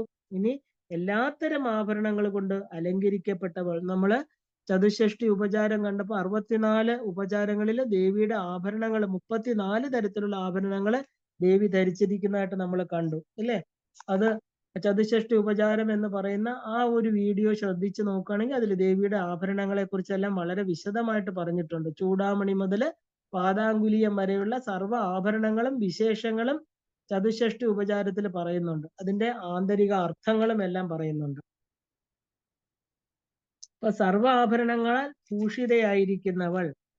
അപ്പൊ ഉത്തുംഗമായിരിക്കുന്ന ആഭരണങ്ങൾ, അതായത് ഉയർന്ന തരത്തിലുള്ള ആഭരണങ്ങളെ കൊണ്ട് അലങ്കൃതയായവൾ, പല വേഷങ്ങളാൽ അലങ്കരിക്കപ്പെട്ടവൾ. വേഷങ്ങൾ എടുക്കുമ്പോൾ ആരാധനാ രൂപങ്ങൾ അങ്ങനെയാണ്. സാധകന്റെ ആരാധനയ്ക്ക് പാത്രമാകാനാണ് അവർ വിശേഷമായിരിക്കുന്ന വേഷഭൂഷാദികള് അല്ലെ, ആഭരണങ്ങളൊക്കെ ധരിക്കുന്നത്. ഓരോ സാധകനും തന്റെ ഭാവനയ്ക്കനുസരിച്ചാണ് ആരാധന വിഗ്രഹം അല്ലെങ്കിൽ മാനസ പൂജാ രൂപം ഉണ്ടാക്കി നമുക്ക് പൂജിക്കുന്നത്. നമുക്ക് അങ്ങനെ പൂജിക്കാം. അങ്ങനെ ധാരാളം ഉദാഹരണങ്ങൾ പുരാണങ്ങളിലുണ്ട്. നമ്മുടെ ചിത്തമാണ് അവ നമുക്ക് തരുന്നത്. അങ്ങനെ എല്ലാവിധ വേഷഭൂഷാദികളും അണിഞ്ഞ് ശോഭിക്കുന്നതാണ് നമ്മുടെ ചിത്തം എന്ന് പറയുന്നത്. അവിടെ ഏത് ദേവതയെ നമ്മൾ ആരാധിച്ചാലും സാധനാനിഷ്ഠയോടെ ആണെങ്കിൽ അത് പരിപക്വമാകും. ഒരു നിഷ്ഠനായിരിക്കുന്ന വ്യക്തിക്ക് ദേവതയുടെ വേഷഭൂഷാദികളോ ബാഹ്യരൂപങ്ങളോ ഒന്നും പ്രധാനമല്ല. സർവാഭ ആഭയിൽ ഭൂഷിതയായവൾ എന്ന് പറഞ്ഞാല് എങ്ങും നിറയുന്ന പ്രകാശത്തോടു കൂടിയവൾ. പ്രപഞ്ച സൃഷ്ടിയില് ആദ്യം നാദമാണ് ഉണ്ടാകുന്നത്, അല്ലെ? ഓരോ സൃഷ്ടിയിലും നാദം മുഴങ്ങുന്നുണ്ട്. രാത്രിക്ക് പോലും ശബ്ദമുണ്ട്. അത് ബാഹ്യമായ ചെവി കൊണ്ട് കേൾക്കാൻ സാധ്യമല്ല. ഈവൻ രക്തചംക്രമണത്തിന്, സൂര്യൻ ഉദിക്കുന്നതിന്, അല്ലെ, എല്ലാത്തിനും നാദമുണ്ട്. ഓംകാരം അല്ലെങ്കിൽ പ്രണവം, അത് പ്രകർഷേണ പുതിയതാണ്, നവമാണ്. അപ്പൊ അല്ലാതെ തന്നെ ഈ നിരവധി ശബ്ദങ്ങളുണ്ട് ഈ പ്രകൃതിയിൽ. അങ്ങനെ അനേക ശബ്ദത്താൽ ഈ പ്രപഞ്ചം നിറഞ്ഞിരിക്കുകയാണ്. അത് ദേവീ ശക്തിയാണ്. ഇനി സംസാരം എന്ന് പറയുന്ന മായാപ്രപഞ്ചത്തിൽ നിന്ന് കരകയറുക എന്നുള്ളത് അത്യന്തം ശ്രമകരമാണ്. സർവാഭരണ ഭൂഷിതയായിരിക്കുന്ന ആത്മാക്കള് ഈ സംസാരത്തെ ജയിച്ചിട്ട് കടന്നു പോണം, അല്ലെ? കടന്നു പോവും. അങ്ങനെയുള്ളവരെയാണ് യോഗികൾ എന്ന് പറയുന്നത്. അപ്പൊ സർവവും രക്ഷിക്കുകയും സംഹരിക്കുകയും ചെയ്യുന്ന ഭൂമി, ആ ഭൂമിയായിട്ട് നമുക്കിതിനെ കാണാം. അപ്പൊ ഭൂമി തന്നെയാണ് സൃഷ്ടിയും സംഹാരവും ചെയ്യുന്നത്. അപ്പൊ സർവൻ എന്ന് പറയുന്ന ശിവന്റെ ശക്തിയാണ് സർവേശ്വരിയായിരിക്കുന്ന പരാശക്തി. എല്ലാ ആഭരണങ്ങളും ത്യജിച്ച ഭൂമി എന്നാൽ എന്താ? ഊഷരമായ ഭൂമി എന്നർത്ഥം. മനുഷ്യന്റെ കർമ്മഫലമോ ആ ഒരു പ്രകൃതിയുടെ ഇടപെടൽ കൊണ്ട് ഭൂമി തരിശായി പോവാറുണ്ട്, അല്ലെ? അതും ദേവിയുടെ ഹിതമാണെന്ന് എടുക്കണം. അപ്പൊ സർവാഭരണ ഭൂഷിതയാകുമ്പോൾ ദേവി വാച്യാർത്ഥത്തിൽ എടുത്താല് ദേവിയുടെ ബാഹ്യ ആഭരണങ്ങളെക്കാള് ആന്തരിക ആഭരണങ്ങളെയാണ് ശ്രേഷ്ഠമായിട്ട് കാണേണ്ടത്. അമ്മയുടെ സ്നേഹം, കരുണ, വിനയം എല്ലാം സമന്വയിച്ച ശക്തിമത്തായിരിക്കുന്ന ദേവി അന്തരംഗത്തില് സർവ ആഭരണങ്ങളാലും ഭൂഷിതയാണ്. അന്തരംഗ ഗുണങ്ങളെ തന്നെയാണ് മനുഷ്യരിലും ദേവിയിലും നമ്മൾ കാംക്ഷിക്കുന്നത്, അല്ലെ? കുടുംബിനിയായിരിക്കുന്ന ദേവി മനുഷ്യതലത്തിൽ നോക്കിയാൽ വൃത്തിയുള്ള, ഐശ്വര്യമുള്ള വസ്ത്രാഭരണങ്ങൾ ധരിച്ചവൾ എന്ന് നമുക്ക് പറയാം. നല്ല വസ്ത്രധാരണം വ്യക്തിത്വത്തെ ഉയർത്തുന്നു എന്നുള്ളത് നിസ്സംശയം പറയാം. ആഭരണങ്ങൾ ഒരു വ്യക്തിയെ സംബന്ധിച്ച് യഥാർത്ഥത്തിൽ ഗുണങ്ങളാണ്. അപ്പൊ സർവാഭരണ ഭൂഷിതായേ നമ എന്ന് പറയുമ്പോൾ ദേവിയുടെ ബാഹ്യമായിരിക്കുന്ന സൗന്ദര്യം അതിനെ മാറ്റുകൂട്ടുന്ന, ദേവിയുടെ സൗന്ദര്യം ഇല്ലെങ്കിൽ തന്നെ ദേവിക്ക് വസ്ത്രത്തിന്റെ പ്രത്യേകിച്ച് ആ ഒരു പ്ലസ് പോയിന്റ് ആയിട്ട് നമുക്ക് കാണാൻ പറ്റില്ല. ദേവി തന്നെ എല്ലാ ഗുണങ്ങളുടെയും സൗന്ദര്യത്തിന്റെയും നിധി പേടകമാണ് എന്നർത്ഥം. അപ്പൊ സർവാഭരണ ഭൂഷിത ആഭരണങ്ങളെല്ലാം തന്നെ മന്ത്രങ്ങളായിട്ട് നമ്മൾ എടുക്കണം, ഇല്ലേ? ആ ചതുഷ്ഷഷ്ടി ഉപചാരത്തില് ദേവിയുടെ ആഭരണങ്ങളെ എല്ലാം നമുക്ക് മന്ത്രരൂപത്തിൽ കാണാം. എല്ലാം ദേവിയുടെ ഗുണങ്ങള്, അല്ലെ? ആ ഒരു സ്ഥൂല പ്രകൃതി, സൂക്ഷ്മ പ്രകൃതി രണ്ടും ചേർന്നതാണ് ദേവി, അല്ലെ? ആ ഒരു യഥാർത്ഥത്തില് ആ ഒരു നല്ല ഗുണങ്ങള്, അമ്മയെ ഭജിക്കുന്നവർക്ക് നല്ല ഗുണങ്ങൾ ഉണ്ടെങ്കിൽ മാത്രം, ആ കാമക്രോധാദിയുള്ള എല്ലാം തന്നെ നമ്മുടെ ആ ഒരു ഷടാധാരങ്ങളിൽ നിന്ന് പോയെങ്കിൽ മാത്രമേ മഹാശക്തിയായിരിക്കുന്ന ശ്രീവിദ്യ സ്വരൂപിണിയായിരിക്കുന്ന അമ്മയെ നമ്മുടെ ഹൃദയപത്മത്തിൽ ഇരുത്താൻ സാധ്യമാകൂ. 52ാമത്തെ നാമം ശിവകാമേശ്വരാംഗസ്ത. വളരെ വളരെ വാച്യാർത്ഥമൊക്കെ ഉള്ള ഒരു നാമമാണിത്, ശിവകാമേശ്വരാംഗസ്ത എന്ന് പറയുന്നത്. കാമേശ്വരനായ, അതായത് സർവ്വ അഭീഷ്ടങ്ങൾക്കും അതീശ്വരനായിരിക്കുന്ന ശിവന്റെ അംഗത്തിൽ, അംഗം എന്ന് പറഞ്ഞാൽ മടി, സ്ത എന്ന് പറഞ്ഞാൽ സ്ഥിതി ചെയ്യുന്നവൾ, അല്ലെ? ഒരു ഇവിടെ ശിവന്റെയും കൂടെ നമ്മള് ഒരു പ്രത്യേക സൃഷ്ടി ഒരു രൂപമാണ് നമുക്കിവിടെ കാണേണ്ടത്. അതായത് ഒരു ശിവക്ഷേത്രത്തിലെ പിൻവിളക്കെന്ന് പറഞ്ഞാൽ എന്താ? ദേവിയാണ്, അല്ലെ? അപ്പം നമ്മൾ ആ ഒരു തൃപ്പങ്ങോട് ക്ഷേത്രത്തിൽ വളരെ വിശേഷമാണിത്. അപ്പൊ ഏത് ഐശ്വര്യവും എന്ന് പറയുന്നത് ശിവൻ മാത്രമല്ല, ശിവകാമേശ്വരാംഗം, ശിവന്റെ കാമേശ്വരനായിരിക്കുന്ന ശിവന്റെ അംഗത്തിലിരിക്കുന്നവൾ ശിവ, അല്ലെ? ശിവനും ശിവയും രണ്ടും പ്രത്യേകം നമുക്ക് പറയാൻ പറ്റില്ല, ഒന്ന് തന്നെയാണ്. ആദ്യം നമുക്ക് ശിവകാമേശ്വരൻ എന്നുള്ള ആ ഒരു സ്ഥൂലാർത്ഥം നമുക്ക് നോക്കാം. ശിവകാമേശ്വരൻ എന്ന സ്വന്തം ഭർത്താവിന്റെ ഇടത്തെ തുടമേൽ ഇരിക്കുന്ന ദേവി. അപ്പൊ കാമൻ എന്നത് കമനീയത്വം കൊണ്ടും ഏത് രൂപം സ്വീകരിക്കാൻ കഴിവുള്ളത് കൊണ്ടും കിട്ടിയ നാമമാണ്. അപ്പൊ പ്രജ്ഞാനം ആണ് കാമം. ജഗത്തിനെ സൃഷ്ടിക്കുന്ന പ്രവൃത്തിയിൽ ഏർപ്പെടുമ്പോൾ മാത്രമാണ് ബ്രഹ്മത്തിന്, ഈശ്വരന് കാമപദം പറയപ്പെടുന്നത്. അപ്പൊ ശിവൻ, കാമൻ, ഈശ്വരൻ 3 പദങ്ങളും സൃഷ്ടിക്കൊരുങ്ങിയ ബ്രഹ്മമെന്ന് നമ്മൾ എടുക്കണം. ആ ബ്രഹ്മത്തിന്റെ വാമഭാഗം, അതായത് പ്രകൃതിയാണ് മിഥുനമായ കാമേശ്വരി. സാധാരണ അർത്ഥത്തിലുള്ള മൈഥുന സൃഷ്ടി അല്ലിത്. പരമ്പൊരുളിന്റെ ഇച്ഛയാണ് നമ്മൾ കാമം എന്ന് പറയുന്നത്. ശിവന്റെ പത്നിയായിരിക്കുന്ന ശിവ. അപ്പൊ ശിവനിൽ നിന്ന് അഭിന്നയായിരിക്കുന്ന കാമേശ്വരി ശിവകാമസുന്ദരി എന്നൊക്കെ നമുക്ക് എടുക്കണം. ശിവം ശിവ, അല്ലെ? മംഗളകരമായത്. രണ്ടിനും ഒരേ അർത്ഥം തന്നെയാണ്, മംഗളം മാത്രം തരുന്നത്. പരബ്രഹ്മത്തിന്റെ ഇച്ഛാശക്തിയിൽ നിന്ന് അതിന്റെ വ്യക്തരൂപം ആർജിച്ച മംഗളസ്വരൂപമായിട്ട്, അതായത് മംഗളാദേവി മോക്ഷരൂപമായിട്ടാണ് ശിവയുടെ ധ്യാനം. അപ്പൊ സൃഷ്ടിയും ലയവും അതിൽ തന്നെയാണ്. പരമേശ്വരൻ അഷ്ടരൂപങ്ങളുണ്ട്. അഷ്ടപ്രകൃതി എന്താണ്? പൃഥ്വി, ജലം, തേജസ്, വായു, ആകാശം, സൂര്യൻ, ചന്ദ്രൻ, ജീവൻ. ഇതിൽ വായു ഭഗവാന്റെ പര്യായമാണ് ഈശാനൻ എന്ന് പറയുന്നത്. അപ്പൊ വായുവാണ് പ്രാണശക്തി, അല്ലെ? ആ ഒരു ഊർജമാണ് ശിവ എന്ന് പറയുന്നത്. അപ്പൊ ഇതിന് നമുക്ക് പല രീതിയിലും ഇതിന്റെ വ്യാഖ്യാനങ്ങൾ കാണാം. അപ്പൊ ശിവാംഗത്തിലും കാമേശ്വരാംഗത്തിലും സ്ഥാനമുള്ളവൾ. അപ്പൊ ശിവത്തെ കാമേശ്വരനാക്കി മംഗളകരമായിരിക്കുന്ന പ്രവൃത്തികള് അല്ലെങ്കിൽ പ്രവർത്തികളാൽ ആഗ്രഹങ്ങളെ ചേർക്കുന്നവൾ. ഇപ്പൊ ശിവന്റെയും കാമേശ്വരന്റെയും മടിത്തട്ടിൽ നിലകൊള്ളുന്നവൾ. ആ ഒരു നീണ്ടു നിൽക്കുന്ന ആനന്ദത്തിന്റെ ഈശ്വര സ്ഥാനത്തുള്ളവൾ, ശിവനെ കാമേശ്വരനാക്കുന്നവൾ. ഇങ്ങനെ നിരവധി അർത്ഥങ്ങൾ ഈ നാമത്തിനുണ്ട്. ഇപ്പൊ ശിവനെ കാമത്തിന്റെ ഈശ്വരനാക്കുന്നവളാണ് ദേവി. ഇപ്പൊ എങ്ങനെയാണ് ശിവനെ കാമേശ്വര സ്ഥാനത്ത് എത്തിക്കുന്നത്? ശിവം എന്നാൽ ആ ഒരു ശുഭോദർക്കമായിരിക്കുന്ന അനന്തമായിരിക്കുന്ന ആനന്ദം, ഇല്ലേ? അങ്ങനെയുള്ള ശിവം ഒരു ശരീരത്തിൽ കുടികൊള്ളുമ്പോഴാണ് കാമേശ്വരന്റെ സ്ഥാനം ലഭിക്കുന്നത്, അല്ലെ? അപ്പൊ സർവം നിറഞ്ഞിരിക്കുന്ന വായു ശ്വാസത്തിലൂടെ തിരിച്ചറിയുന്ന പോലെ രത്നങ്ങൾ ആഭരണ അലങ്കാരങ്ങളിൽ ചേരുമ്പോൾ മൂല്യം വർദ്ധിക്കുന്നത് പോലെ ആണ് നമുക്ക് ഈ ശിവത്തെ നമ്മൾ അറിയുന്നത്, അല്ലെ? അഥവാ പ്രസക്തമായിട്ട് തീരുന്നതെന്ന് അർത്ഥം. കാരണം ബ്രഹ്മം എന്ന് പറയുന്നത് ശിവതത്വം തന്നെയാണ്. ആ ശിവത്തിന്റെ നാമരൂപമാണ് കാമേശ്വരൻ. ഈ പ്രപഞ്ചത്തിൽ ജന്മമെടുക്കുന്ന ഓരോ ജീവനും പ്രകൃതിയുടെ പ്രകൃതത്തിലൂടെ സഞ്ചരിച്ചേ മതിയാവൂ. ആ സമയത്ത് ലക്ഷ്യത്തിൽ എത്തിക്കുന്നത് കാമേശ്വര ഭാവത്തിലൂടെയാണെന്ന് പറയാം. അപ്പൊ സദാ ആനന്ദത്തിന്റെ മടിത്തട്ടിലെ ഈശ്വരീയത. ഒരു വ്യക്തിക്ക് നീണ്ടു നിൽക്കുന്ന ആനന്ദം, അല്ലെ, സത്കർമ്മങ്ങളിലൂടെയാണ് ലഭിക്കുന്നത്. മറ്റെല്ലാം തന്നെ എന്താണ്? താൽക്കാലികമാണ്. അപ്പൊ തന്റെ മംഗളകരമായിരിക്കുന്ന പ്രവൃത്തികള് കാമത്തെ സ്വായത്തമാക്കുകയാണ് വ്യക്തി. മംഗളകരമായ പ്രവൃത്തി സ്വാർത്ഥതയിലോ മമത്വത്തിലോ ലീനമാകുന്നതല്ല. പ്രകൃതിയുടെ പ്രകൃതത്തില് മറയാത്ത ഗുണങ്ങളെ സൂക്ഷിക്കാൻ അനുഗ്രഹിക്കുന്നവളാണ് ദേവി എന്ന് പറയാം. ജീവിതത്തിന്റെ നാഴികക്കലായ വികാരമാണ് ദയ. അതുതന്നെയാണ് ശിവന്റെ ഹൃദയശക്തിയായിരിക്കുന്ന, അല്ലെങ്കിൽ എന്റെ അമ്മ. അപ്പോ നമ്മള് എന്റെ എന്ന് പറയുന്നത് എന്താ? തന്റെ മക്കളെ സൃഷ്ടിച്ചു കഴിഞ്ഞാൽ അവിടെ ദേവി ആരായി? അമ്മയായിട്ട് തീരുകയാണ്. അപ്പൊ ശിവന്റെ ആ ഒരു കാമേശ്വരന്റെ ഇടത്തെ മടിത്തട്ടിലിരിക്കുന്ന പത്നിയായിരിക്കുന്ന ദേവി, കാമേശ്വരൻ എന്ന സൃഷ്ടിക്ക് സജ്ജമായിരിക്കുന്ന ശിവഭാവമാണ്, അല്ലെ? അനവദ്യാംഗിയില് പ്രപഞ്ചത്തിന്റെ സഗുണ നിർഗുണാവസ്ഥകൾ നിറഞ്ഞിരിക്കണു. അത് നമ്മൾ കണ്ടു. നിർഗുണം ശിവനും സഗുണം എന്ന് പറഞ്ഞ കാമേശ്വരനും, അല്ലെ? ബ്രഹ്മത്തിന്റെ സഗുണ രൂപമെന്നും നമുക്ക് പറയാം. അപ്പൊ നമ്മള് ശിവശക്തി ഐക്യരൂപിണി എന്ന് പറയുമ്പോൾ നമ്മള് പൂർണ്ണമായിട്ട് സഹസ്രാര പത്മത്തില് ഒരുമിച്ചിരിക്കുന്ന ശിവനും ശക്തിയും ശിവയും ഒരുമിച്ച് ചേർന്നിരിക്കുന്നതായിട്ട് നമ്മൾ കാണുന്നു. ശിവ കാമേശ്വരാംഗസ്ഥ. കാമേശ്വരൻ എന്ന് പറഞ്ഞാൽ നമ്മൾ കണ്ടു കാമത്തെ ജയിച്ചവൻ, കാമം ഉള്ളവൻ. രണ്ടർത്ഥവും നമുക്കിവിടെ എടുക്കാം.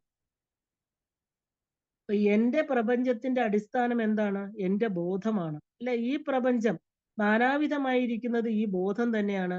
അപ്പൊ ദേവി ശിവ, ശിവനിൽ നിന്ന് അഭിന്നയല്ല ശിവ, അല്ലെ?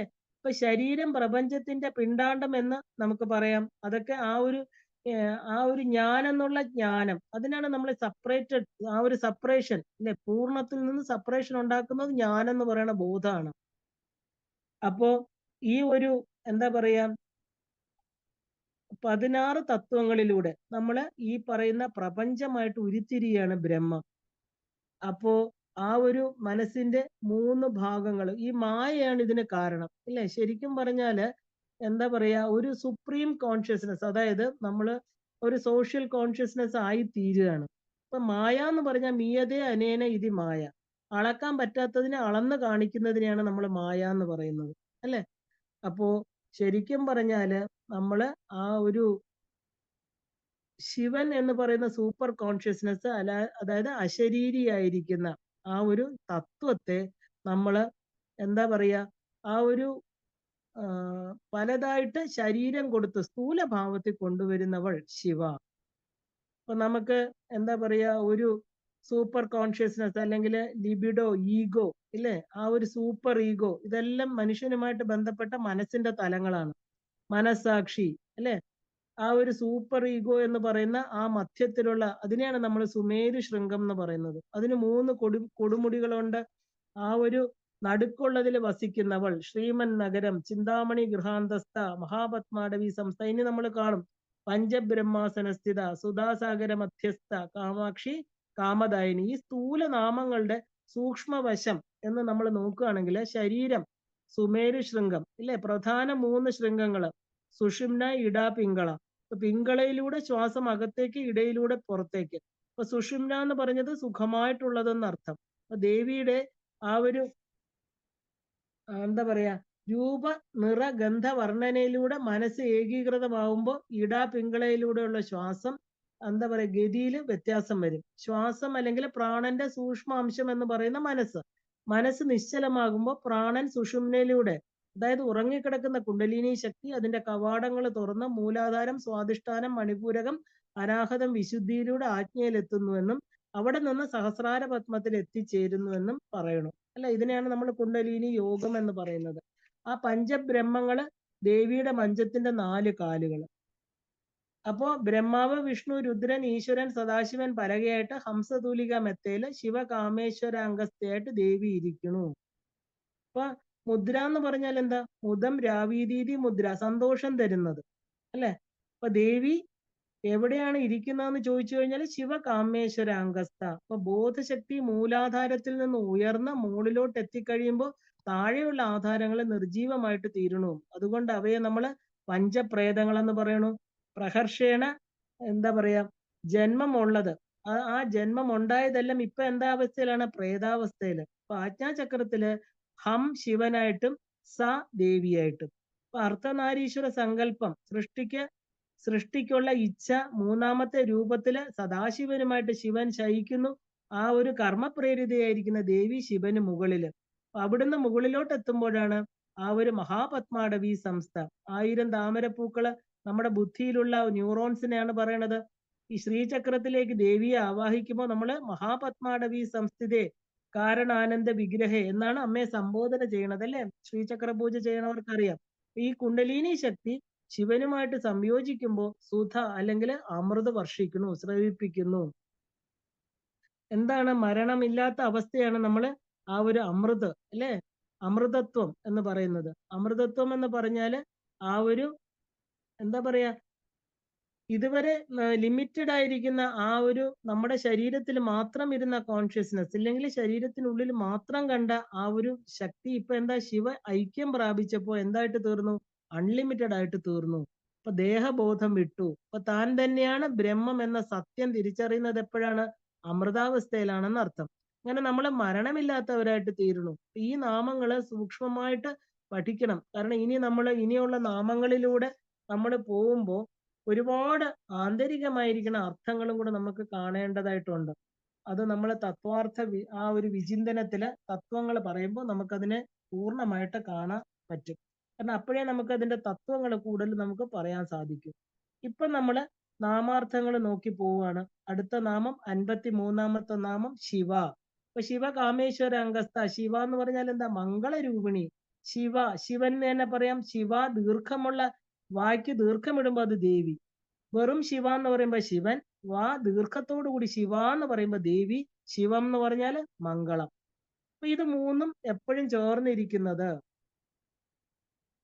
അപ്പൊ സ്വാധീന വല്ലഭനായി ഉള്ള രൂപത്തില് ആ ഒരു ശിവന് ആണ് നമ്മള് പറയുന്നത് എന്താ? ശിവ. അപ്പൊ സ്വാധീന വല്ലഭ എന്നുള്ള നാമം 54ാമത്തെ നാമാണ്. അപ്പൊ സ്വാധീന വല്ലഭനായിരിക്കുന്ന രൂപത്തില് ശിവൻ എന്തായി? ശിവയായിട്ട് തീർന്നു. അപ്പൊ മംഗള സ്വരൂപമുള്ള, അതായത് മംഗള ധാരണ ശക്തിയായിരിക്കുന്ന ഇച്ഛാശക്തി അനുസരിച്ച് ആഗ്രഹകാരണിയായിരിക്കുന്ന പ്രകൃതി എങ്ങനെ നമുക്ക് എടുക്കാം. ശിവ ബ്രഹ്മമല്ല, ശിവ ദീർഘമുള്ള ശിവ, അത് പ്രകൃതിയായിട്ട് മാറി ഇല്ലേ. മംഗളം പ്രവർത്തിക്കുന്നതിനാൽ ശിവ. അപ്പോ ശേതേ ഏതൊന്നിന്റെ ആ ഒരു ഏതൊന്നിൽ സർവവും ലയിക്കുന്നുവോ അത് ശിവ. അപ്പോ ശോഭനമായ സർവഗുണങ്ങളും സഗുണയായിരിക്കുന്ന ദേവിയിലാണ്. ഇപ്പൊ ശിവ എന്ന് പറഞ്ഞാൽ ശമം തരുന്നവൾ, അതായത് ദുഃഖത്തെ ഇല്ലാതാക്കുന്നവൾ, ദുഃഖത്തെ ശമിപ്പിക്കുന്നവൾ. ശ്യാമ്യതി ഇത് ശിവ. അപ്പൊ ശിവനിൽ നിന്ന് അഭേദ്യമായിട്ടാണ് ശിവ എന്നുള്ള നാമം നിൽക്കുന്നത്. അപ്പൊ സൃഷ്ടികർത്തി ബ്രഹ്മരൂപ, ഗോപ്ത്രി ഗോവിന്ദരൂപിണി, സംഹാരിണി രുദ്രരൂപ, തിരോധാനകരി ഈശ്വരി. ത്രിമൂർത്തികളും അവരുടെ ശക്തികളും ദേവിയാണ്. ഇത് തന്നെയാണ് നമുക്ക് അദ്വൈതം എന്ന് പറയുന്നത്, അല്ലെ? എല്ലാം ഒന്നിൽ നിന്നും. ഏകം സത് വിപ്ര ബഹുധാ വദന്തി. ഒന്നിനെയാണ് നമ്മൾ പലതായിട്ട് കാണുന്നത്. അപ്പൊ ശിവസ്വരൂപമായവൾ ശിവ, ശിവന്റെ ശക്തി. അപ്പൊ ശിവം കുടികൊള്ളുന്ന ശരീരം, അല്ലെ? പ്രപഞ്ചത്തിൽ ശിവം ശരീരത്തിൽ കുടികൊള്ളുമ്പോഴാണ് ഇച്ഛാജ്ഞാന ക്രിയാശക്തികൾ ഉണ്ടാകുന്നത്.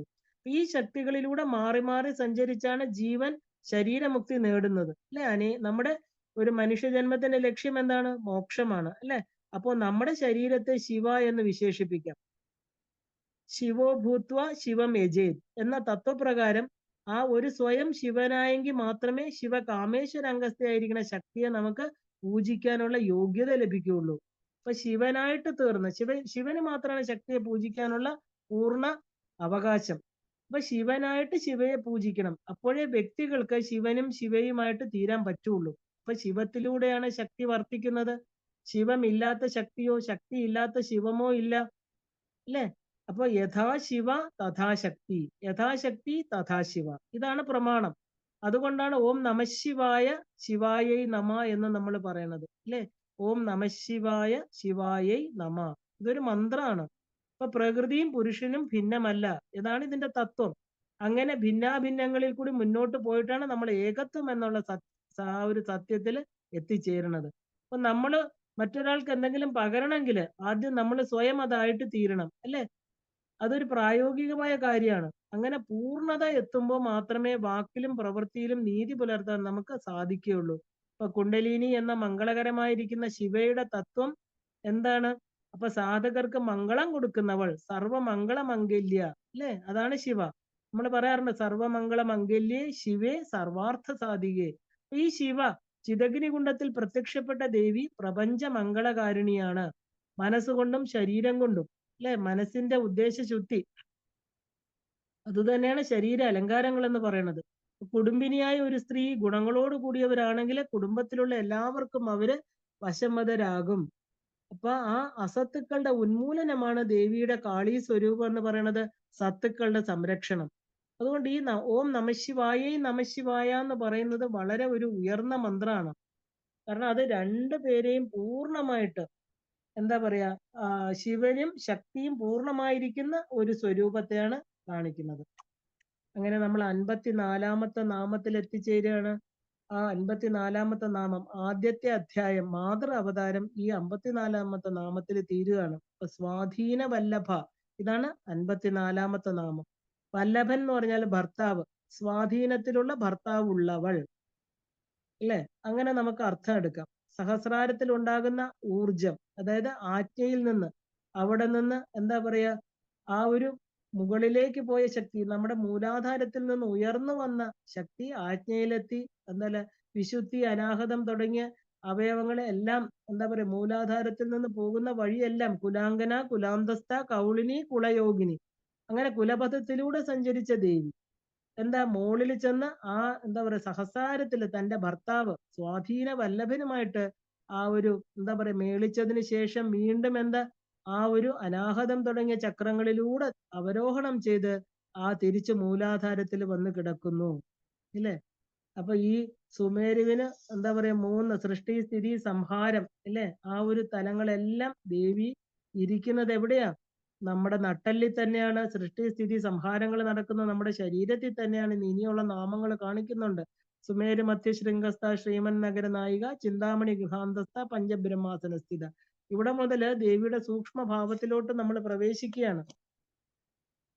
അപ്പോ സ്വാധീന വല്ലഭ എന്ന് പറഞ്ഞാല് ശിവന്റെ ആ ഗുണം ആണ് ശക്തി. ശിവനെ കൂടാതെ ശക്തിക്കോ ശക്തിയെ കൂടാതെ ശിവനോ നിലനിൽപ്പില്ല.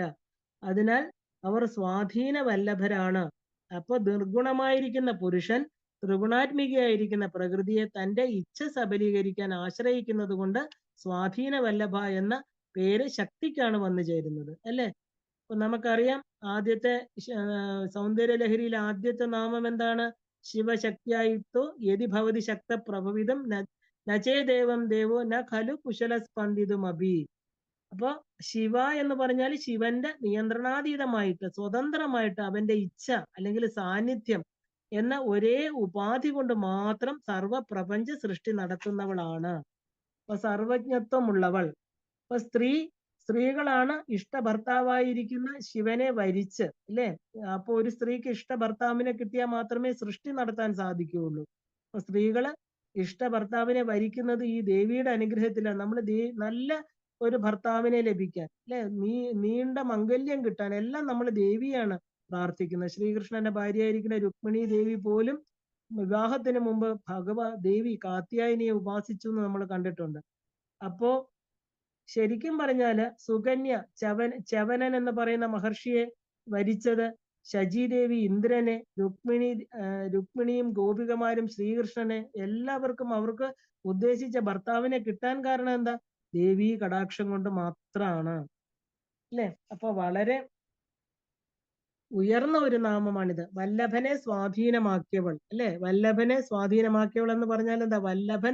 വല്ലഭം എന്ന് പറഞ്ഞാൽ അനുഗ്രഹം. അപ്പൊ അനുഗ്രഹങ്ങളെ സ്വ അധീനത്തിലാക്കിയവൾ. ആഗ്രഹങ്ങൾ എന്നത് ആ ഒരു കടന്തക്കൂട്ടിൽ നിന്ന് ഇളകിയ കടന്തലുകളെ പോലെയാണ്. അത് നിയന്ത്രണമില്ലെങ്കിൽ സ്വയമായിട്ടും മറ്റുള്ളവർക്കും അത് ഹാനിയാണ് ഫലം കൊടുക്കുക.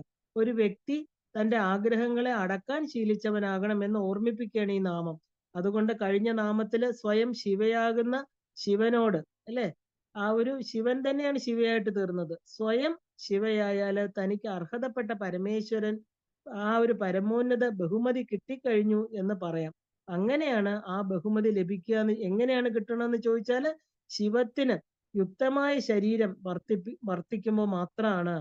അവിടെ പ്രധാനം യുക്തതയാണ്. കാരണം മനുഷ്യ ശരീരം കിട്ടുന്നത് കൊണ്ട് മാത്രം യുക്തത കൈവരുന്നില്ല. എങ്ങനെയാണ് ശിവത്തിന് അനുസൃതമായിട്ട് ശരീരത്തെ കൊണ്ടുപോകണം എന്നുകൂടി നമ്മൾ അറിയണം. ഈ ശരീരമാകുന്ന രഥം, അതിലിരിക്കുന്ന രഥി, ഇല്ല, ഇത് രണ്ടും അറിയുമ്പോഴാണ് ശിവത്തിനും ശക്തിക്കും ആ ഒരു മാധ്യമമായിട്ട് മനസ്സ് എന്നുള്ള സങ്കല്പം അവിടെ ഉണ്ടാകുന്നത്. അപ്പൊ മനസ്സിനെ നിയന്ത്രിച്ച് നിർത്തുമ്പോഴാണ് ശിവത്തോട് ചേരാനുള്ള ശിവയായിട്ട് തീരുന്നതെന്നും തന്റെ മേലെ തനിക്ക് തന്നെ പരമാധികാരം ഉണ്ടാകാനും വ്യക്തിക്ക് സാധിക്കുന്നത്. ശിവനെ സ്വാധീനിച്ച വല്ലഭ എന്നാണ് ഇവിടെ പറയണത്. ശിവൻ എന്ന ഗൃഹനാഥനെ സ്വാധീനിക്കുന്ന ഗൃഹനാഥയായിരിക്കുന്ന ശക്തി, അല്ലെ? അപ്പൊ ശിവത്തെ ഒരു അവസ്ഥയായിട്ട് എടുത്താല് ആ അവസ്ഥ സംജാതമാകുന്നത് ശക്തിയിലൂടെയാണെന്ന് അർത്ഥം. അതായത് ശരീരത്തിലൂടെ ആത്മാവ് ഉണ്ടെന്ന് അറിയുന്നത് ശരീരത്തിലൂടെയാണ്, അല്ലെ? ആ ഒരു മാധ്യമത്തിലൂടെയാണ്. കാരണം അത് ആത്മാവ് പോയി കഴിഞ്ഞാൽ ശരീരം ശവമായിട്ട് തീരും. അപ്പൊ ശരീരത്തെ ശിവത്തിന് അനുയോജ്യമാക്കി പോകുന്നവൾ ശിവനെ സ്വാധീനിക്കാൻ കഴിയും. അവിടെയും കാരണമായിട്ട് വർത്തിക്കുന്നത് മനസ്സ് തന്നെയാണ്. ആന്തരികമായിട്ട് നോക്കിയാൽ ഒരാളെ വശ്യപ്പെടുന്നത് തന്നെ സ്നേഹിച്ചുകൊണ്ടാണ്, അല്ലെ? തനിക്കുള്ളതിനുള്ള തൃപ്തി, തന്റെ ഉന്നമനത്തിനുള്ള പ്രയത്നമാണ് അവിടെ. അപ്പൊ മറ്റുള്ളവരെ ശ്രദ്ധിച്ചാൽ നമ്മുടെ ജീവിതം വെറുതെ നഷ്ടപ്പെട്ടു പോകും. അപ്പോ ഏറ്റവും ഉചിതം എന്താ? തനിക്കുള്ളില് തൃപ്തിപ്പെട്ട തന്റെ ഉന്നമനത്തിനായിട്ട് ശ്രമിക്കുക. അങ്ങനെയുള്ള നമുക്ക് തന്നെ സ്വാധീനമായിട്ടിരിക്കും. അപ്പോ മാത്രമാണ് നമുക്ക് മറ്റുള്ളവരെ സ്വാധീനിക്കാൻ സാധിക്കുന്നത്. ലോക ഗുരുവായിരിക്കുന്ന മഹാദേവനില് അധീനപ്പെട്ടിട്ടാണ് ദേവി കുടികൊള്ളുന്നത്. അപ്പൊ ശിവന്റെ ശക്തിയായിരിക്കുന്ന ദേവി തന്റെ കർമ്മം കൊണ്ട് അധീനപ്പെടുത്തി വച്ചിരിക്കുന്ന ആളാണ് മഹാദേവൻ. പ്രിയപ്പെട്ടവരിലെ സ്വാധീനമുള്ളവർ എന്ന അർത്ഥം എടുക്കാം. അതുകൊണ്ടാണ് ഇന്ദ്രാണിക്കും സുകന്യക്കും തന്റെ ഭർത്താക്കന്മാരെ തിരിച്ചു കിട്ടിയത്. അപ്പൊ ബ്രഹ്മഹത്യ പാപത്തെ പയന്ന് താമരത്തണ്ടിൽ ഒളിച്ചിരുന്ന ഇന്ദ്രൻ ദേവിയാണ് ഇന്ദ്രാണിക്ക് ഭർത്താവിനെ കാണിച്ചു കൊടുക്കുന്നത്. അതുപോലെ സുകന്യയുടെ ഭർത്താവിനെ സമാന രൂപനാക്കി തീർത്തപ്പോ ദേവകള് മിഴിചിമ്മുന്ന ആളാണ് ചവന മഹർഷി എന്നും പറഞ്ഞു കൊടുക്കുന്നതും ദേവിയാണ്. അപ്പൊ കുടുംബം എന്ന ചട്ടക്കൂട്ടിൽ പറയുമ്പോൾ സ്വയം അധീനയായ പത്നി എന്ന് പറയാം. അപ്പൊ സ്വതന്ത്രയായ പത്നി, അല്ലെ? അമ്മ, കുടുംബിനി, ഇങ്ങനെ എല്ലാം ആയിരിക്കുന്ന ദേവിയാണ് നമ്മൾ പ്രകീർത്തിക്കുന്നത്. ശിവന് സ്വാധീനമായിട്ട് വർത്തിക്കുന്നു. കാരണം ജ്ഞാനത്തില് അഥവാ അറിവിലാണ് ദേവി വർത്തിക്കുന്നതെന്ന് അർത്ഥം. അപ്പൊ ഇങ്ങനെ എന്താ പറയാ, മാതൃ അവതാരം എന്ന് പറയുന്ന ലളിതാ സഹസ്രനാമത്തിന്റെ ആദ്യത്തെ അധ്യായം ഇവിടെ പൂർത്തീകരിക്കുകയാണ്. അത് പൂർണ്ണമായി ദേവിയുടെ പാദത്തിൽ സമർപ്പിച്ചുകൊണ്ട് ഭക്തിം ഭാഗ്യം യശജ്ഞാതിയും വിദ്യാബുദ്ധിയും ശ്രീയമ്പലം ആയുഷ്യം മുക്തി ആരോഗ്യം ദേഹിമേ പരമേശ്വരി. എല്ലാം അമ്മയുടെ അനുഗ്രഹം, ഗുരുപരമ്പരയുടെ അനുഗ്രഹം, ഗുരുരൂപിണിയായിരിക്കുന്ന ദേവി നമ്മളെ അനുഗ്രഹിക്കട്ടെ. ഈ ലളിതാ സഹസ്രനാമം എന്ന് പറയുന്ന അതിവിശിഷ്ടമായിരിക്കുന്ന 1000 നാമങ്ങളെ പഠിച്ച് നമ്മുടെ ജീവൻ പൂർണ്ണ ശുദ്ധമായി ദേവി പാദങ്ങളിൽ ലയിക്കാൻ അമ്മ അനുഗ്രഹിക്കട്ടെ എന്ന് പറഞ്ഞുകൊണ്ട് നമുക്കിവിടെ നിർത്താം. ശ്രീമാത്രേ നമഃ.